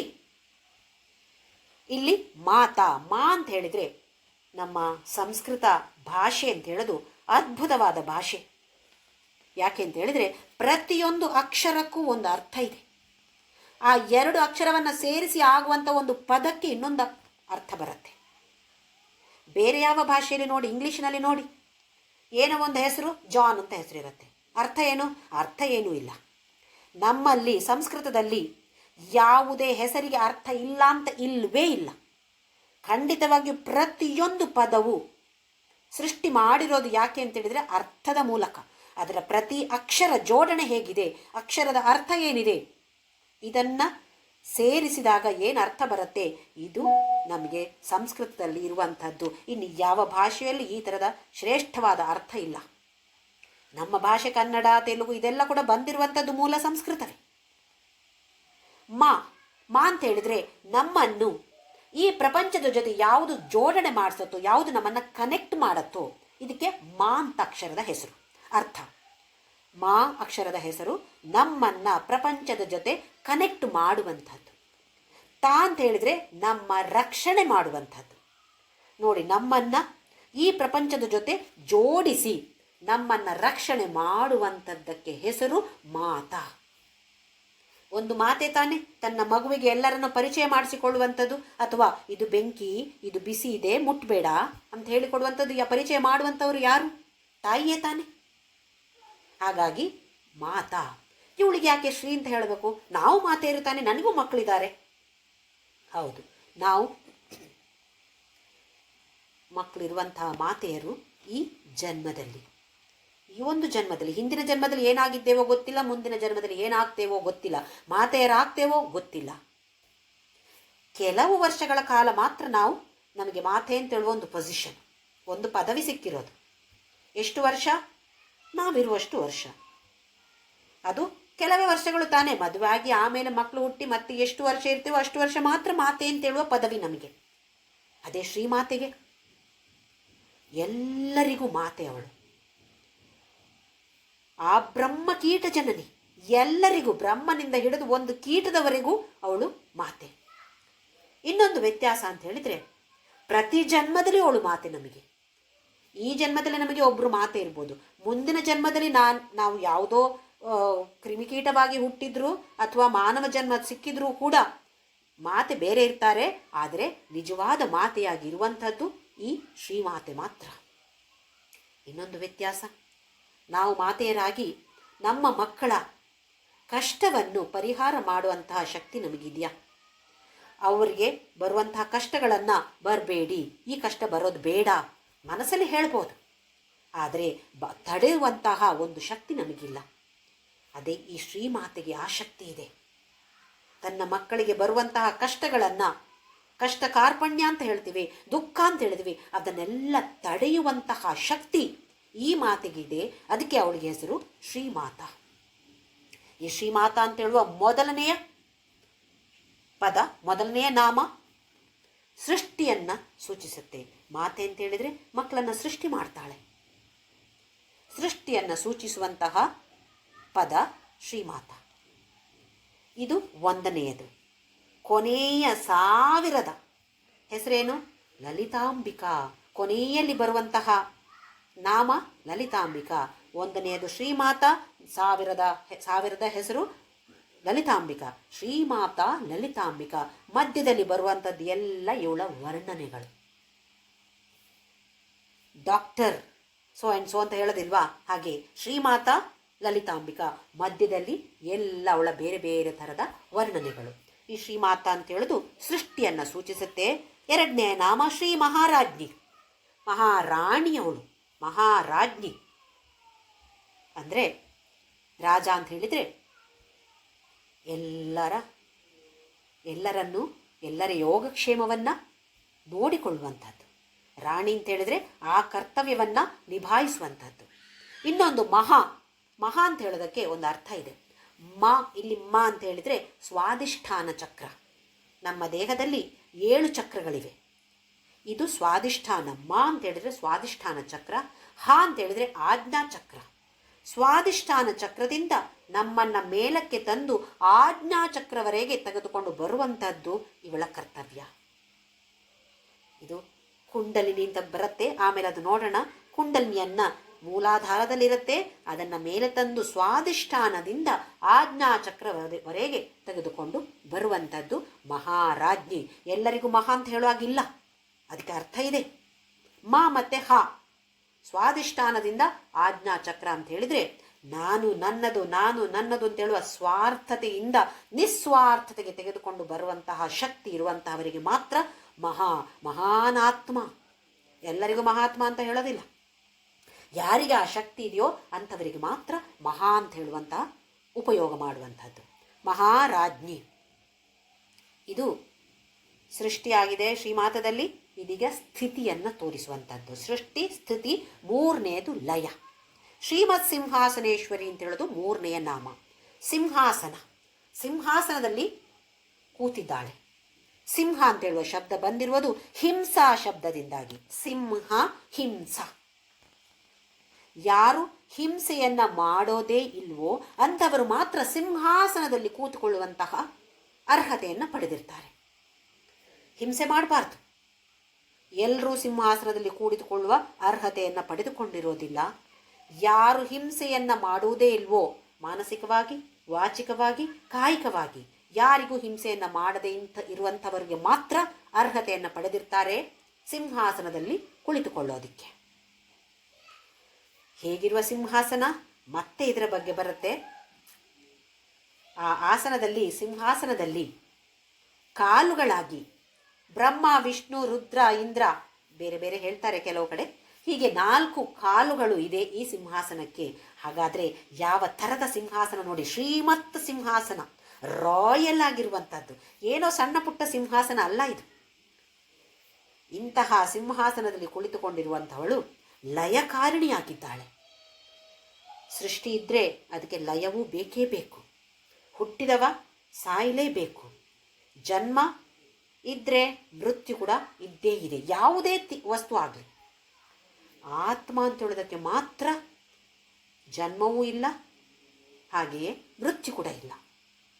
ಈ ಸಿಂಹಾಸನದಲ್ಲಿ ಕುಳಿತುಕೊಂಡು ತನ್ನ ಲಯಕಾರಿಣಿಯಾಗಿದ್ದಾಳೆ. ಸೃಷ್ಟಿಯಾಗಿ ಶ್ರೀಮಾತ, ಸ್ಥಿತಿಯಲ್ಲಿ ಶ್ರೀ ಮಹಾರಾಜ್ಞಿ, ಹಾಗೆಯೇ ಮೂರನೆಯ ನಾಮ ಲಯಕಾರಿಣಿಯಾಗಿ ಸೂಚಿಸ್ತಾ ಇದೆ. ಚಿದಗ್ನಿಕುಂಡ ಸಂಭೂತ. ಸಂಭೂತ ಅಂತ ಹೇಳಿದ್ರೆ ಹುಟ್ಟಿದ್ದು ಅಂತಲ್ಲ, ಆವಿರ್ಭೂತಳಾಗಿರುವುದು, ವ್ಯಕ್ತಪಡಿಸಿಕೊಂಡ್ಲು. ಯಾವಾಗ? ಚಿತ್ ಅಗ್ನಿಕುಂಡ ಸಂಭೂತ. ಚಿತ್ ಅಂತ ಹೇಳಿದ್ರೆ ನಮ್ಮ ಕಾನ್ಷಿಯಸ್ನೆಸ್, ಚೈತನ್ಯ, ಆ ಜ್ಞಾನದ ಅಗ್ನಿ, ಚಿದಗ್ನಿ, ಜ್ಞಾನಾಗ್ನಿ. ನಮಗೂ ಇದೆ ಅಗ್ನಿ. ಯಾವ ಅಗ್ನಿ ಇದೆ ನಮಗೆ? ಜಠರ ಅಗ್ನಿ. ಹೊಟ್ಟೆಯಲ್ಲಿರುವಂತಹ ಜಠರ ಅಗ್ನಿ ಬೇಕೇ ಬೇಕು. ಆದರೆ ನಮಗೆಲ್ಲ ಸ್ವಲ್ಪ ಅದು ಜಾಸ್ತಿ ಆಗಿರೋ ಕಾರಣ ಎಷ್ಟು ತಿಂದರೂ ಸಾಕಾಗೋದಿಲ್ಲ. ಅವಾಗವಾಗವಾಗ ಹೋಗಿ ಡಬ್ಬಿ ಕುರುಕಲು ತಿಂಡಿಗಳು ತಿಂತಾನೇ ಇರಬೇಕು. ಯಾಕೆ? ಜಠರ ಅಗ್ನಿ. ಅದು ಹೋಗಿ ಜಠರದಿಂದ ಚಿದಗ್ನಿ ಆಗಬೇಕು. ಆ ಜ್ಞಾನಾಗ್ನಿ ಯಾವಾಗ? ಜ್ಞಾನಾಗ್ನಿ ಕುಂಡ ಸಂಭೂತ. ಆ ಅಗ್ನಿಕುಂಡದಲ್ಲಿ, ಯಾವ ಅಗ್ನಿಕುಂಡದಲ್ಲಿ? ಜಠರಾಗ್ನಿಕುಂಡದಲ್ಲಿ ಅವಳು ಬರೋದಿಲ್ಲ. ಚಿದಗ್ನಿಕುಂಡ ಸಂಭೂತ. ಆ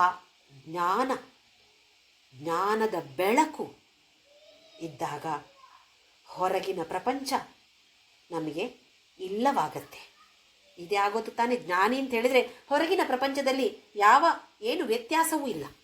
ಯಾಕೆ ಅಂತ ಹೇಳಿದರೆ ಒಳಗೆ ಆ ಬೆಳಕು ಕಂಡಾಗಿದೆ. ಆ ಪ್ರಕಾಶ, ಅದರ ಪ್ರಖರತೆ ಹೇಗಿದೆ ಅಂತ ಹೇಳಿದರೆ ಹೊರಗಿದ್ದು ಯಾವುದು ಏನು ವಿಚಾರವೇ ಮಾಡುವಂತಹ ಪರಿಸ್ಥಿತಿ ಇರೋದಿಲ್ಲ.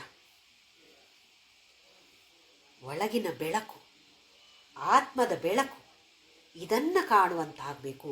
ಆ ಕಂಡಾಗ ಅಲ್ಲಿಂದ ಅವಳು ಆವಿರ್ಭೂತಳಾಗ್ತಾಳೆ. ಚಿದಗ್ನಿಕುಂಡ ಸಂಭೂತ ದೇವ ಕಾರ್ಯ ಸಮುದ್ಯತ. ಯಾವಾಗ ಬಂದ್ಲು? ದೇವತೆಗಳು ಈ ರಾಕ್ಷಸರ, ಅಸುರರ ಹಿಂಸೆ ತಡೆಯಲಾಗದೆ ಪ್ರಾರ್ಥನೆ ಮಾಡ್ತಾ ಇದ್ದಾಗ ತಾನು ತನ್ನನ್ನು ವ್ಯಕ್ತಪಡಿಸಿಕೊಂಡ್ಳು. ಇಲ್ಲಿ ದೇವ ಕಾರ್ಯ ಅಂತ ಹೇಳಿದರೆ ನಮಗೆ ದೇವತೆಗಳ ಕಾರ್ಯ ಅಂತಲ್ಲ. ಸಮಾಜಕ್ಕೋಸ್ಕರ ನಿಸ್ವಾರ್ಥ ಸೇವೆ ಮಾಡಿದಾಗ ಎಲ್ಲವೂ ಕೂಡ ದೇವ ಕಾರ್ಯ ಆಗತ್ತೆ.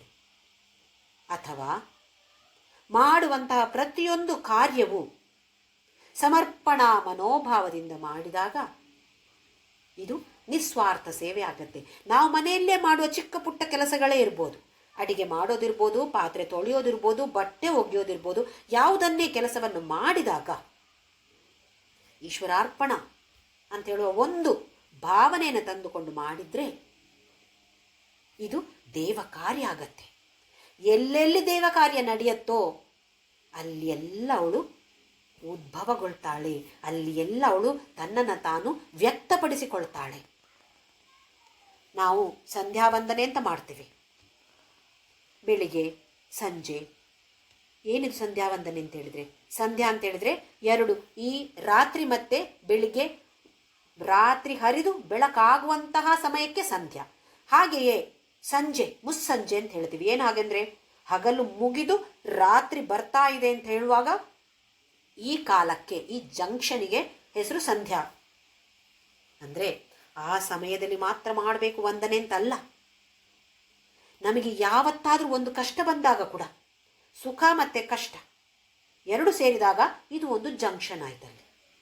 ಸುಖದಿಂದ ಕಷ್ಟಕ್ಕೆ ಹೋಗೋದು, ಹಾಗೆ ಕಷ್ಟದಿಂದ ಸುಖಕ್ಕೆ ಹೋಗೋದು, ಇದೆಲ್ಲ ಒಂದೊಂದೊಂದೊಂದು ಜಂಕ್ಷನ್. ನಮಗೆ ಪ್ರತಿಯೊಂದು ಜಂಕ್ಷನಲ್ಲಿ ಕೂಡ ಒಂದು ಸಲ ಆ ಮಹಾಮಾತೆಯನ್ನು ಸ್ಮರಣೆ ಮಾಡಿದರೆ ಸಂಧ್ಯಾ ವಂದನೆ, ಅದು ಬೆಳಿಗ್ಗೆ ಸಂಜೆ ಕೂತ್ಕೊಂಡು ಹೀಗೆ ಜಪ ಮಾಡೋದು ಅಂತ ಮಾತ್ರ ಅರ್ಥ ಅಲ್ಲ. ಪ್ರತಿಯೊಂದು ಈ ಕೆಲಸ ಮುಗಿದು ಇನ್ನೊಂದು ಕೆಲಸಕ್ಕೆ ನಾವು ಹೋಗ್ತಾ ಇದ್ದೇವೆ, ಇದು ಒಂದು ಜಂಕ್ಷನ್ ಆಯ್ತಲ್ಲಿ.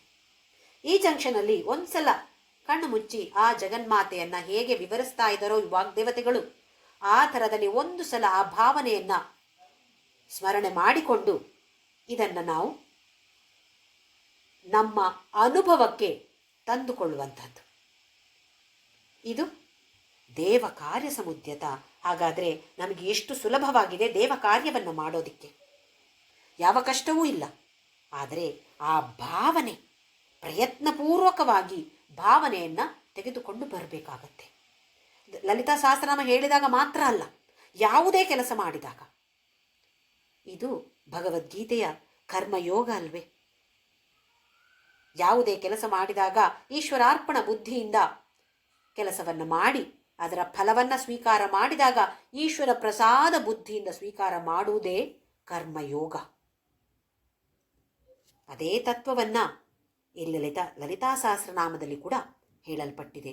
ಜ್ಞಾನಯೋಗ, ಕರ್ಮಯೋಗ, ಭಕ್ತಿಯೋಗ, ಹಾಗೆಯೇ ಆತ್ಮ, ಅದ್ವೈತ, ಇದೇ ತತ್ವ ಈ ಲಲಿತಾ ಸಹಸ್ರನಾಮದಲ್ಲಿಯೂ ಇದೆ.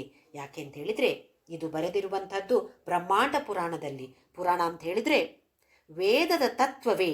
ಆದರೆ ವೇದದಲ್ಲಿ ಏನು ಹೇಳಿದೆಯೋ ಅದನ್ನು ಹಾಗೇ ನಮಗೆ ಅರ್ಥ ಮಾಡಿಕೊಳ್ಳೋದಕ್ಕೆ ಕಷ್ಟ. ಉಪನಿಷತ್ತಿನಲ್ಲಿ ಏನು ಹೇಳಿದೆಯೋ ಅದು ಕಥೆ ಮೂಲಕ ಅಲ್ಲ, ಹಾಗಾಗಿ ನಮಗೆ ಅರ್ಥ ಮಾಡಿಕೊಳ್ಳೋದು ಸ್ವಲ್ಪ ಕಷ್ಟಕರ. ಅದಕ್ಕೋಸ್ಕರ ಈ ಪುರಾಣಗಳ ಸೃಷ್ಟಿ ಮಾಡಿ, ರಚನೆ ಮಾಡಿ, ಇದರ ಮೂಲಕ ಆ ಪರಬ್ರಹ್ಮ ತತ್ವವನ್ನು ನಮಗೆ ತಿಳಿಸಿಕೊಡುವಂತಹ ಪ್ರಯತ್ನವನ್ನು ಮಾಡ್ತಿದ್ದಾರೆ ಇಲ್ಲಿ ವೇದವ್ಯಾಸರು. ಹಾಗಾದರೆ ನಾವು ಕೂಡ ಇದರ ಅರ್ಥವನ್ನು ತಿಳಿದುಕೊಂಡು ಶ್ರವಣ, ಮನನ, ನಿಧಿಧ್ಯಾಸನ ಇದನ್ನು ಮಾಡ್ತಾ ಮಾಡ್ತಾ ಎಲ್ಲರೂ ಕೂಡ ಅಧ್ಯಾತ್ಮ ಪದದಲ್ಲಿ ಮುಂದಕ್ಕೆ ಸಾಗೋಣ. ಓಂ ಶ್ರೀರಾಮ್ ಜಯ ರಾಮ್ ಜಯ ಜಯ ರಾಮ್. ಓಂ ಶ್ರೀರಾಮ್ ಜಯ ರಾಮ್ ಜಯ ಜಯ ರಾಮ್. ಓಂ ಶ್ರೀರಾಮ್ ಜಯ ರಾಮ್ ಜಯ ಜಯ ರಾಮ್. ಓಂ ಶ್ರೀರಾಮ್ ಜಯ ರಾಮ್ ಜಯ ಜಯ ರಾಮ್. ಓಂ ಶ್ರೀರಾಮ್ ಜಯ ರಾಮ್ ಜಯ ಜಯ ರಾಮ್. ಓಂ ಶ್ರೀರಾಮ್ ಜಯ ರಾಮ್ ಜಯ ಜಯ ರಾಮ್. ಓಂ ಶ್ರೀರಾಮ್ ಜಯ ರಾಮ್ ಜಯ ಜಯ ರಾಮ್. ಓಂ ಶ್ರೀರಾಮ್ ಜಯ ರಾಮ್ ಜಯ ಜಯ ರಾಮ್. ಓಂ ಶ್ರೀರಾಮ್ ಜಯ ರಾಮ್ ಜಯ ಜಯ ರಾಮ್. ಓಂ ಶ್ರೀರಾಮ್ ಜಯ ರಾಮ್ ಜಯ ಜಯ ರಾಮ್. ಓಂ ಶ್ರೀರಾಮ್ ಜಯ ರಾಮ್ ಜಯ ಜಯ ರಾಮ್. ಓಂ ಶ್ರೀರಾಮ್ ಜಯ ರಾಮ್ ಜಯ ಜಯ ರಾಮ್. ಓಂ ಅಸತೋ ಮಾ ಸದ್ಗಮಯ ತಮಸೋ ಮಾ ಜ್ಯೋತಿರ್ಗಮಯ ಮೃತ್ಯೋರ್ಮಾ ಅಮೃತಂ ಗಮಯ. ಓಂ ಶಾಂತಿ ಶಾಂತಿ ಶಾಂತಿ. ಲೋಕಾ ಸಮಸ್ತ ಸುಖಿನೋ ಭವಂತು. ಲೋಕಾ ಸಮಸ್ತ ಸುಖಿನೋ ಭವಂತು. ಲೋಕಾ ಸಮಸ್ತ ಸುಖಿನೋ ಭವಂತು.